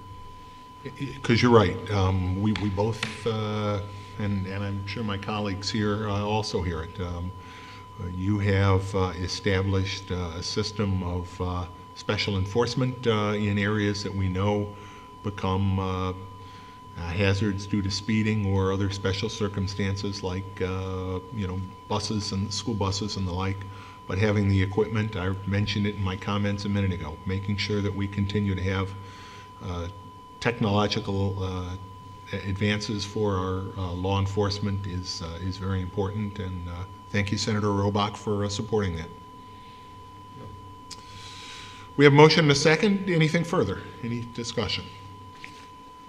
Please call the roll. Councilmember Vogel? Aye. Councilmember Novros? Aye. Councilmember DePonzio? Aye. Councilmember Warner? Aye. Supervisor Mealy? Aye. Jim? Next item is approval to dispose of, through a municipal auction program, surplus of highway equipment. I move on the resolution as prepared by the attorney to the town. Second. These are two pickup trucks that will be Pick up in a dump. pick up in a dump, Dump right? truck, yeah. And they will be sold at auction. Any discussion on this? If none, please call the roll. Councilmember Vogel? Aye. Councilmember Novros? Aye. Councilmember DePonzio? Aye. Councilmember Warner? Aye. Supervisor Mealy? Aye. Louise? The next matter is to authorize the supervisor to execute a supplemental consultant agreement number 4 with Fisher Associates for additional right-of-way services associated with the Highland Crossing Trail project at a cost of $14,832.50, along with approval to transfer such funding from a particular account to support same. I move on the resolution as prepared by the attorney to the town. Second. Thank you. Any discussion? Just to fill in, there's just been some additional work that's been needed that Mike Guyan and I have been talking with the consultant on relative to making sure that we have good, clear title to establish this Highland Crossing Trail. We're getting very near to having all the approvals in place and the easements in place, and we're hopeful that that project will be moving along soon. So that's what this is about. This is just about a little bit of extra money that's going to cost to track down some title work on some of the easement parcels. I note that it doesn't change the total cost of the project, and this is being shared by the city and the town. Correct. As well as state funding as well, is that correct? Or yeah, there's a pretty good sized pot of money through the various agencies, Chris. Right. Ours is a small percentage of the total cost of the project. Relatively speaking, yes. And of course, not only is the state, but it's also a partnership with the city of Rochester. This is a joint trail. It's interesting that it says in one of the bullets here, New York State property acquisition process requires that a last owner property certification be completed. And the last property owner for New York State owned properties we're talking about date back to the early 1800s, which requires a thorough and expensive title search. Following lengthy discussions, it was concluded that a 3-year title search will be completed for the New York State owned properties. The cost of the 3-year title search is an additional service. This is not simple stuff. No, it's not, and frankly, it's been one of the challenges of working with the state on this project. But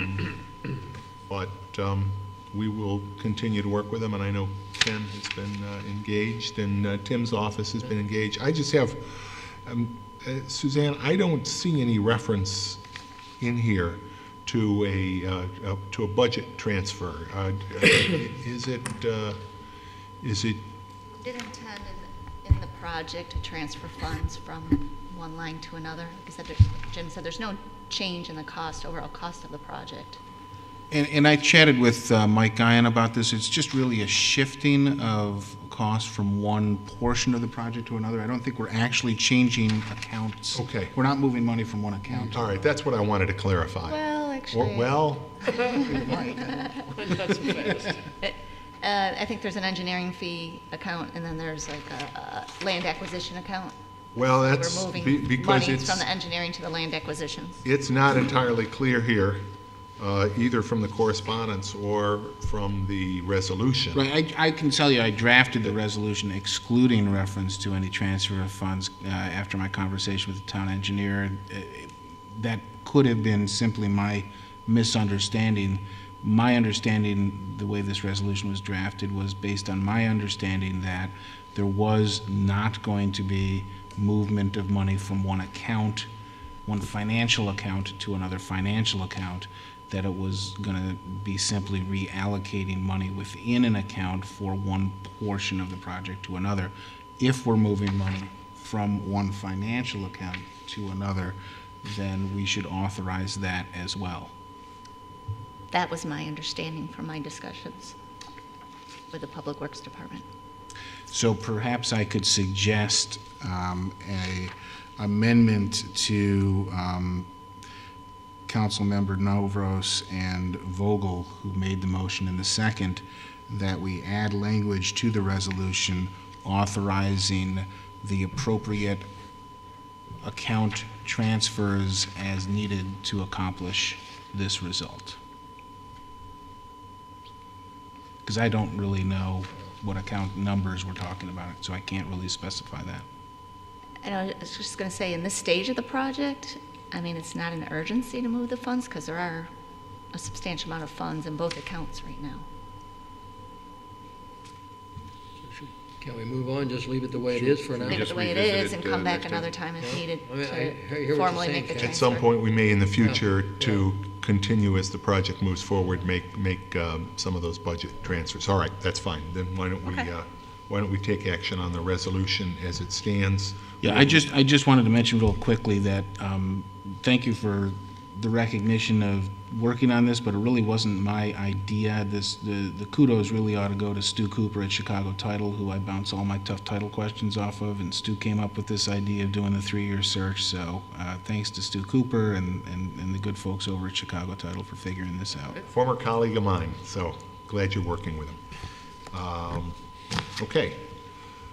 We have a motion from Louise, seconded by Jim. Any further discussion? Please call the roll. Just as a point of clarification, so per the agenda, It does reference stops at cost. a cost of $14,832.50. With approval to transfer.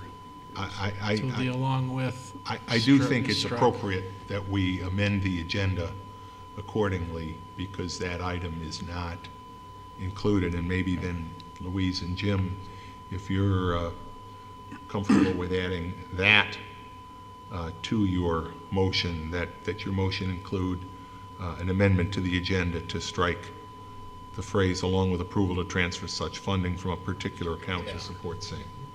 Louise, are you good with that, and Jim? Yes. Okay, the friendly amendment then.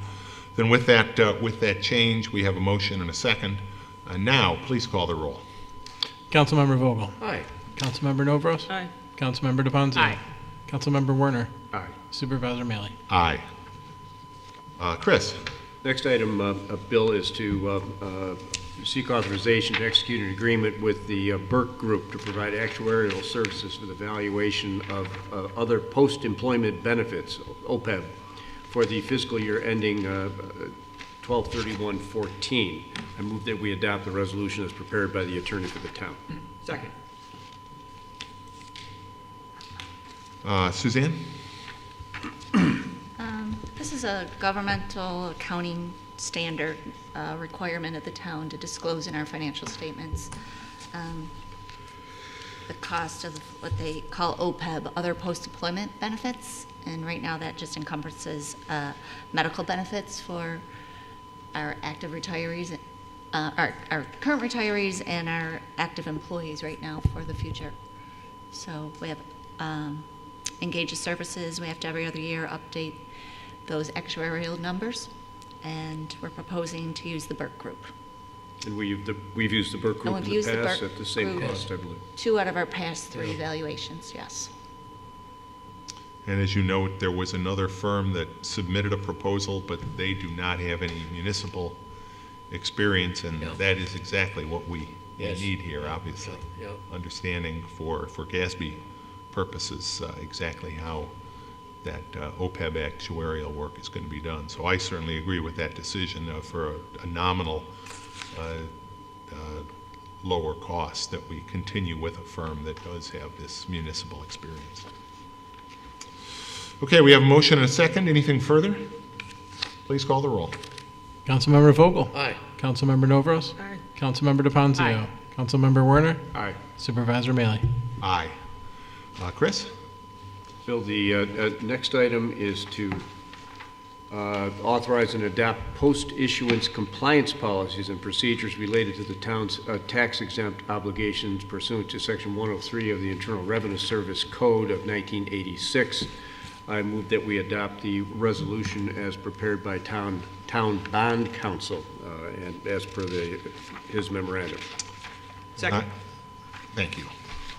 And I'll again ask Suzanne, as you've worked with our bond counsel in the preparation of this, if you would just explain briefly what's going on here. This was an IRS regulation requiring municipalities that issue tax-exempt debt to follow some certain, or to put in place certain procedures and policies for post-issuance. Specifically, the documentation that we get back, our closing documents, anything related to the projects that we're bonding, on how we secure those documents and how long we keep them for and what we need to keep. Okay. They're really putting in writing what we're already doing, but. Right, exactly. And it's for audit purposes, should the IRS ever feel a need to audit the propriety of the issuance of the bonds, the tax-exempt status of the bonds. They're requiring now that we, provide them with the procedures that, they're comfortable that those materials are going to be kept. So we got to do it. Okay, thank you. We have a motion and a second. Any further discussion? Please call the roll. Councilmember Vogel? Aye. Councilmember Novros? Aye. Councilmember DePonzio? Aye. Councilmember Werner? Aye. Supervisor Mealy? Aye. Jim?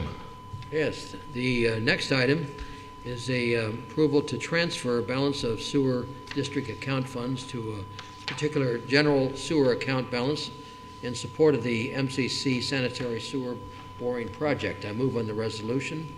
It's prepared by the attorney to the town. Second. It's not really a boring project, Jim. It's a boring. They're going to bore.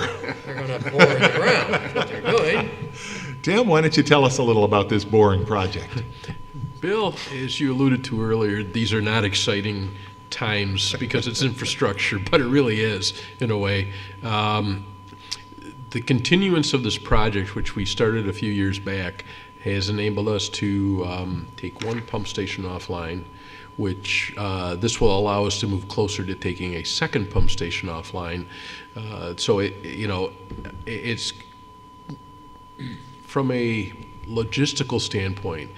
When we discussed this, there were certain life expectancies left in these two pump stations, and if we continue on course, we will get this pump station offline before we have to go in and do some expensive maintenance and rehab. That was also part of what the original report showed. So we thereby take annual O&M costs that we have for this, which includes electricity and personnel and time to go over and maintain these pump stations. So it really is a tremendous asset to the town to get these offline, and it also adds to our greening efforts in town as well by lessening our dependency on energy. So it truly is a very good thing to do. I put a lot of kudos to Steve Zimmer from our sewer department for doggedly pursuing this, because as you know in the letter, when we bid this out, the bids were extremely high compared to what our estimates were. Steve pursued this and was able to determine that we could get this off of county bid that wasn't readily apparent when we first looked at it that way. So this is truly a good opportunity. So this is a bid that the county obtained for similar work, and that we're being able to take advantage through their work in finding that. Correct, Chris, yeah. And then the bids were substantially higher. They were, and we just happened to have, you know, our project needs a larger pipe size than what was on county bid, but when you got back in and you looked at the details of the bid, it allowed for us to compensate, you know, and come up with a numerical value. So it, again, a lot of kudos to Steve. Steve's, you know, a tremendous asset to have over there as he oversees the sewer department and does a lot of things.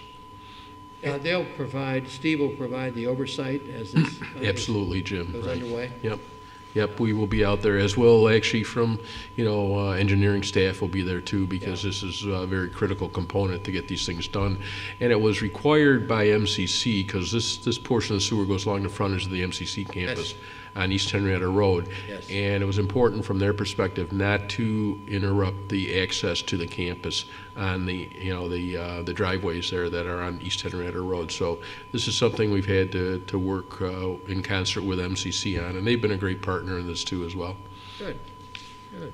And you know, you speak about partners, Tim. This is just one example. The bids that, you know, the bid that came in when we put this out to bid ourselves was in the vicinity, it may have been exactly $400,000. This bid is more than $200,000 less than that. Now, obviously, we weren't going to do it at $400,000, but again, because of the opportunity that we have to work together and the taking advantage of the county's bid, we're able to save a lot of money and do a project that is going to save us money over time. And those are the things that municipal entities here in this area and in other areas are doing. The lines of communication are so important that keep these opportunities happening. I can't stress enough, and as particularly as we go into the you know, the new tax freeze world, not all of these ongoing governmental cooperations, because some of them are very informal. There's no, you know, we don't have a big fancy lawyer written agreement that says we can use their bids. That's just how we work, and state law allows us to do that. And these savings aren't, you know, they never really show up on the balance sheet, but the reality is, by taking advantage of this bid and taking advantage of other bids, we save the taxpayers a significant amount of money. And I'll second your kudos to Steve Zimmer, who always does a great job and put this one together and keeps us on schedule to, you know, complete this project and take that pump station offline and save some real money. Good job. Question, Commissioner. Now, the resolution we have before us and your request simply looks to transfer funds to fund this bid. Right. Do you anticipate a subsequent request to actually authorize the supervisor to execute a contract with whoever it is that we're using for this bid? I would not want to shortchange ourselves, Ken, but with county bid, I think we've already done that authorization earlier this year for services. And I just goods. wasn't sure whether that was the case. But you bring up a good question. I want to shortchange ourselves. So if we wanted to add that language just to be sure. Again, I don't know that it's necessary because we may have done it before. I just don't know that we do have the blanket authorization at the start of the year to you know, to purchase you know, equipment and services off of various bids. That we did, Bill. Is this something? I don't think this is contrary to what we've already done back in, I believe it was probably January. Okay. So. But would it be advisable to do it so that the state recognizes what we're doing? Because apparently we don't get credit for things that we've done as part of their intermunicipal agreements. If I could just say, I mean, we purchase off of county and state bids all the Routinely time without- throughout the year. Yeah, without And unless separate- there's a need for a particular contract for either parties, Yeah, then we typically do not bring them to the board. I think what we've got here is sufficient, yeah. Okay, we have a motion and a second. Anything further? Good discussion. Dan, please call the roll. Councilmember Vogel? Aye. Councilmember Novros? Aye. Councilmember DePonzio? Aye. Councilmember Werner? Aye. Supervisor Maley? Aye. Jason? Yes, the next matter is approval to amend the 2014 Police Department operating budget to appropriate seized assets funding in the amount of $3,665 to support purchase of particular field use computer equipment. I move we adopt the resolution as prepared by the attorney to the town. Second. Mark? This will get us to the next generation.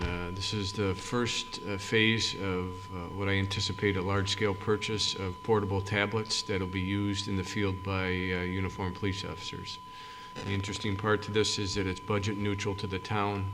It'll come out of an account that we maintain from assets that are seized pursuant to a variety of investigations. The initial funding is we've identified a product. We want to beta test it to make sure it's going to live up to our expectations.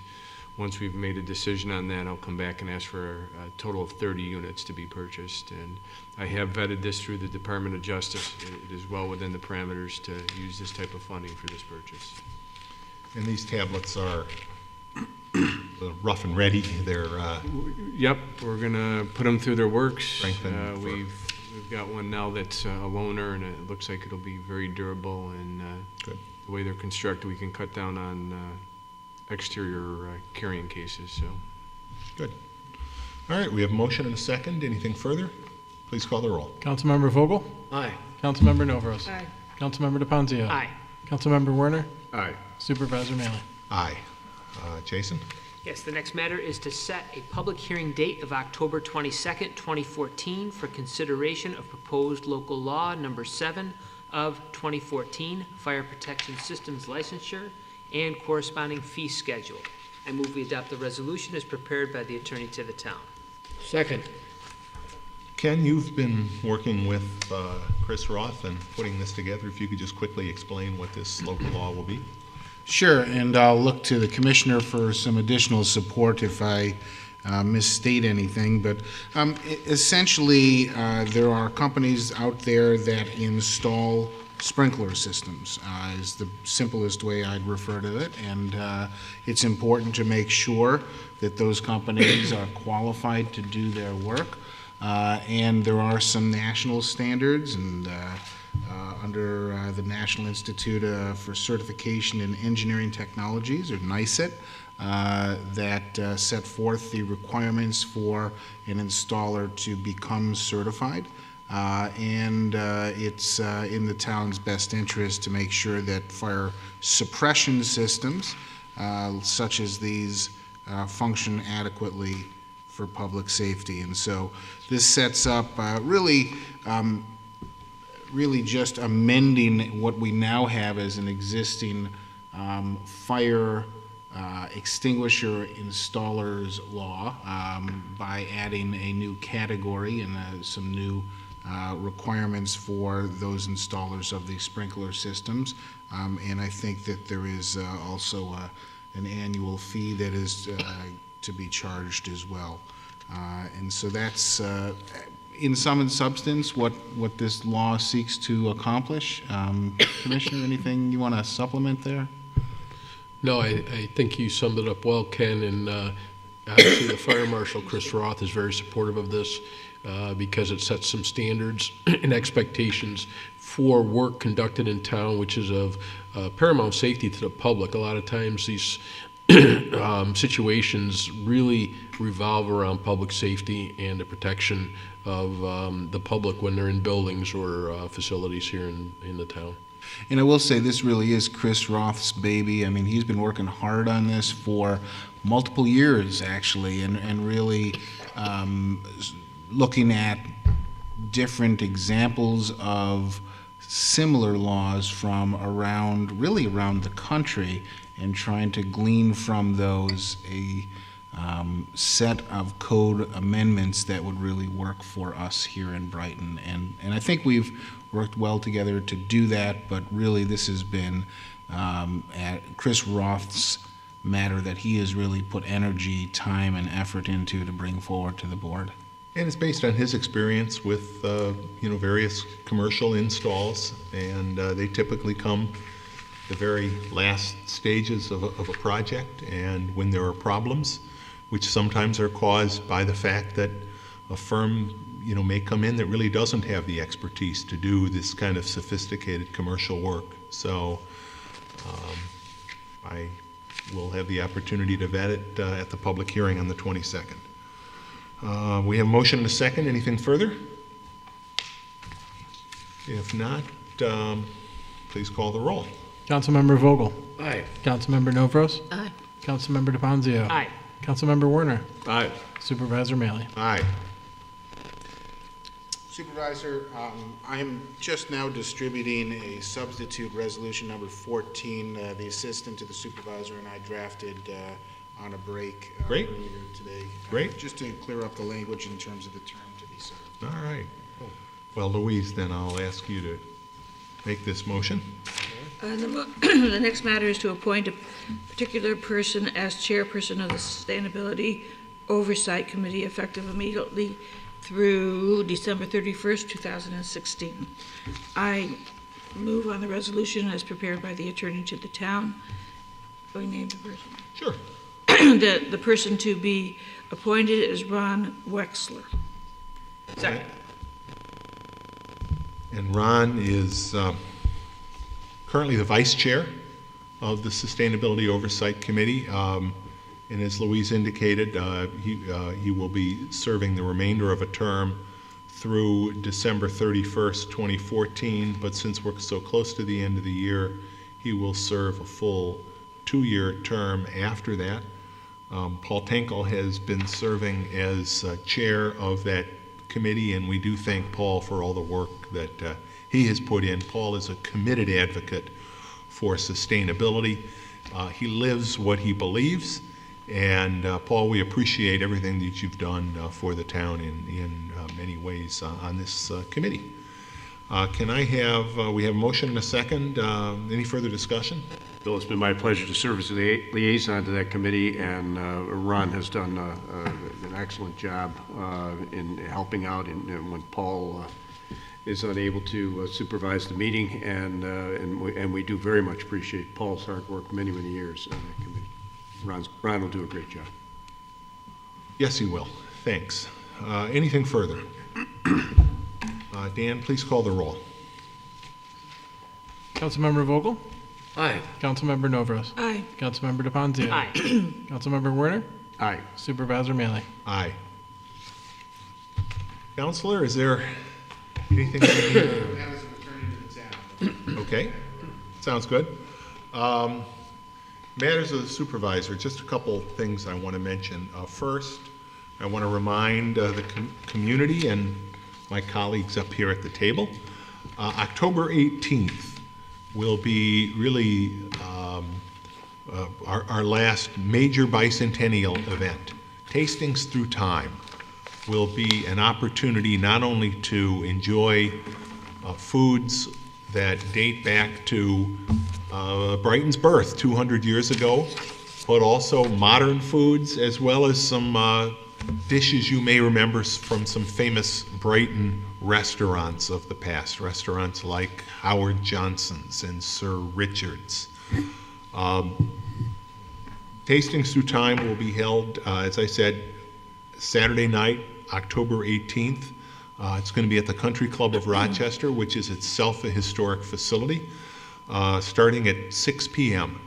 Tickets are available online on the Town of Brighton Recreation page. You can also get them through the mail and even bring in your check in person.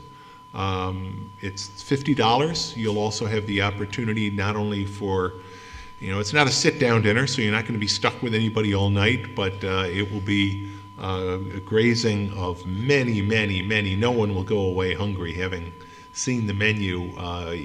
There will be just a wonderful array of dishes available. We will also have entertainment from Sasha Podolsky and the Traveling Cabaret. And if you've ever seen them in their costume changes and their fun, they're going to be going through the 20th century from Tin Pan Alley right up to today. So that should be a fun show too. This is really the culmination of all the work that so many people have put in to our bicentennial celebration. We started back in January with a proclamation that was signed by 50 years worth of town officials right here in this room, through a celebration of African American history in February, a reenactment of our first town meeting in April, a wonderful community picnic on June 1st, more on that in just a moment. But this Tastings Through Time is going to be one last way to enjoy our history and get together with your friends and neighbors. So most of our bicentennial events have sold out, so I would encourage people to get their tickets as quickly as they can, because the CCR is not a large facility, and I do anticipate that we will sell this event out. So come one, come all. I did mention the community picnic, and I observed that during this bicentennial year, the three major service clubs in Brighton, the sort of traditional service clubs, the Kiwanis, the Rotary, and the Chamber of Commerce, have all played a significant role. Friday night, I was at a Kiwanis dinner after the homecoming parade out in Victor, and presented a letter of thanks to Jamie Nuringer from Brighton Kiwanis, and surprised her again today by showing up at the Brighton Kiwanis' own meeting, but a letter thanking her for leading the work of Brighton Kiwanis in working with Brighton Neighbors United on the Brighton Bicentennial Community Picnic, and specifically on the Kids Zone. And that was great fun, and that just wouldn't have happened without the work of the Kiwanis. So Kiwanis has been involved through that. The Chamber of Commerce, if any of you have been in the 12 Corners Park recently, you will see the brand new improvements that have been made to that park. And I want to thank Craig Webster of Webster Properties. Craig is a member of the board of the Brighton Chamber of Commerce. He made a very generous donation in kind and also financial. And the Chamber of Commerce itself committed funds. And we now have some additional benches and hardscape that give sort of an outward look to the park. Most of the benches had been facing in. Now people will be able to sit and look out at some of the the other scenery, some of the historic buildings and the like that ring the 12 Corners. And Brighton Rotary, we've just heard mentioned earlier this evening, Brighton Rotary, thanks to the very generous donation of Mahendra Nanavati, a member of Brighton Rotary, which was also matched by the Brighton Rotary Foundation, a new pavilion that's being built this bicentennial year out at the Buckland Park next to the playground. We had heard a number of people ask, can't we get some shade out there by the playground? People love having that playground there, and it gets a lot of use, but on hot days, the parents and the grandparents give out before the kids do because they're out in the sun. So this will give them an opportunity to sit and relax in a pavilion, but one that is very close to that playground, so they'll be able to see it. So I really, in this bicentennial year, that those three groups have stepped up to the plate, and of course they've worked with us on a number of other projects, both this year and in other years. But I really do appreciate the work that all three of those organizations do to make Brighton a better community. Again, one last reminder, although I may be stealing Louise's thunder, that this Saturday is our pharmaceutical Take Back from 10 to 2 right here on the Town Hall campus on the public safety side. Drive through, bring in your unneeded, expired prescription medication or over-the-counter medication, including sharps, including liquids, all can be taken in. Anything I missed on that, Louise? No, the biggest question I get when people call is, do they have to live in Brighton to bring the stuff in? And I said, no, I don't check passports. So they can, both for this event and for the one in 3 weeks, which will be the electronics and the shredding. The biggest questions I get on the electronics and the shredding is, again, do they have to be Brighton residents, and do they shred on site? And the answer to both is you do not have to be a resident to bring your stuff in, and they do shred on site. And the pharmaceutical take back would not be able to happen because it's part of the DEA. The police department, Tim Karch in particular, has been a long-time supporter. Do we have explorers working again? Yes, we will have 3 explorers coming. It's just wonderful to have the energy of those I saw the 3 of kids. them at the parade, and they are very excited. They're coming both for the pharmaceutical and for the electronics and shredding as well. Great. Thank you very much. That's all I have. Matters of the attorney to the town. You guys are working very hard over there. Do you have any matters? I have one. Okay. But it's actually, I think, pretty straightforward. In the resolution that the town board just passed to set a public hearing for the fire protection system licensure local law. Yes. The agenda and the supervisor announced that public hearing would be held on October 22nd. The resolution actually says October 8th. We were just consulting the town clerk and I as to whether that could be appropriately noticed, and it can, as October 8th. So we can do one of 2 things: leave the resolution as is and have the public hearing on October 8th. Clerk Gaiman has indicated that notice could go out tomorrow. Yeah, we can make We that. need, under municipal home rule law, to have 5 days' notice. That would be adequate for getting it published, and we can All right. still go forward with Then the let's do October that. 8th hearing. Or we could amend the resolution. Nope, since that's what the resolution said, even though the agenda is not consistent with that, let's do that, but maybe again, can I have a motion to? Second amendment to the Second amendment to the agenda to, and Louise, I'm going to let you handle that because you always look at those minutes very carefully, and that would be a motion to amend the agenda on the second to last item to indicate that the public hearing date is October 8th, 2014. I so do. The matter is to set a public hearing date of October 8th, 2014 for consideration of proposed local law 7 of 2014 fire protection systems licensure and corresponding fee schedule. I again move on the resolution as prepared by the attorney to the town. Well, actually, just Actually, all we're doing is moving to amend amend the agenda the agenda to state the date of the public hearing as October 8th. Yep. to state the date of the public hearing as October 8th. And can I have a second to that? Second. Please call the roll. Councilmember Vogel? Aye. Councilmember Novros? Aye. Councilmember DePonzio? Aye. Councilmember Werner? Aye. Supervisor Maley? Aye.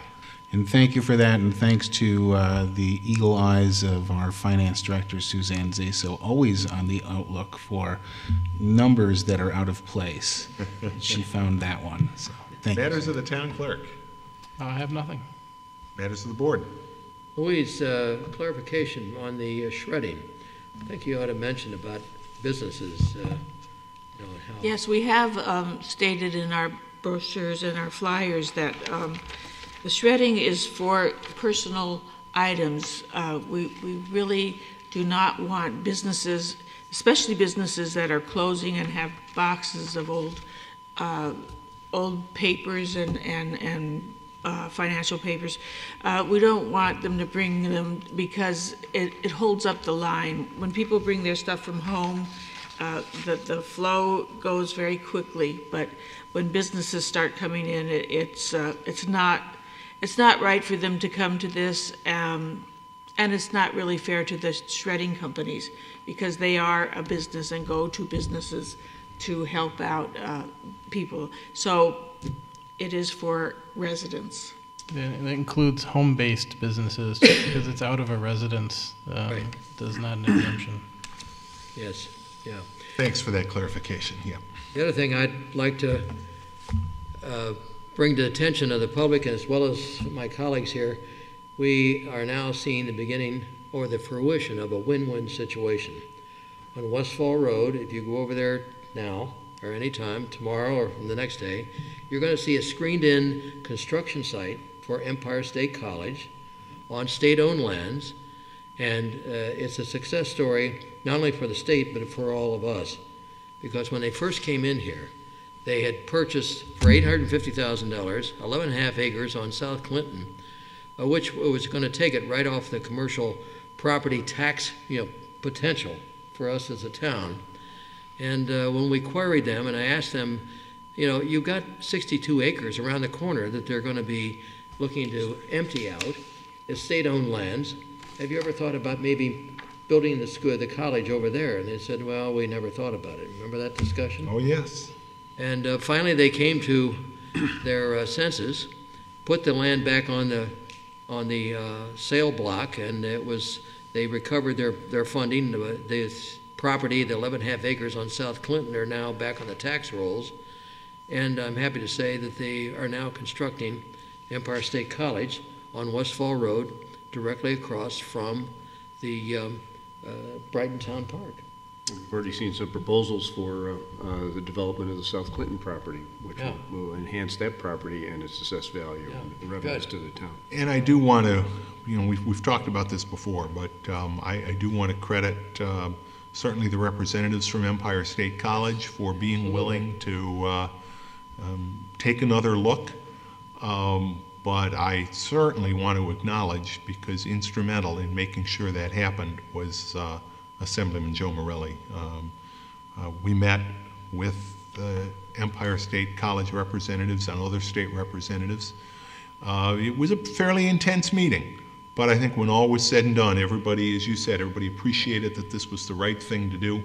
Yep. And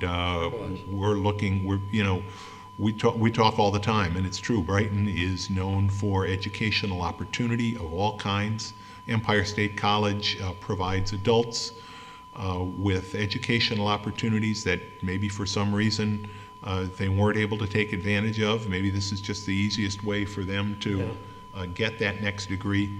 And we're very proud that their regional facility is going to be located right here in the town of Brighton. It turned out to be a win-win situation. Absolutely. Good utilization of the existing state-owned property. Yep. It's already off the tax roll. When all was said and done, moving it there, moving it to the Finger Lakes Developmental Center site means that no new land comes off the tax roll. And by the way, this Highland Crossing Trail that we've mentioned a couple times tonight will go right past this new college campus. So that's going to be one more destination along that trail that people are going to be able to access as pedestrians or cyclists, and keeping traffic volumes off our streets. Great. Anything else? Thanks to our cable TV crew for televising this meeting. I want to wish everyone celebrating the High Holy Days Happy New Year, Lashana Tova. And our next meeting will be on October 8th. Can I have a motion to adjourn? So moved. Second. Please call the roll. Councilmember Vogel? Aye. Councilmember Noveros? Councilmember DeFonzio? Aye. Councilmember Werner? Aye. Supervisor Manley? Aye. Thanks and have a good evening.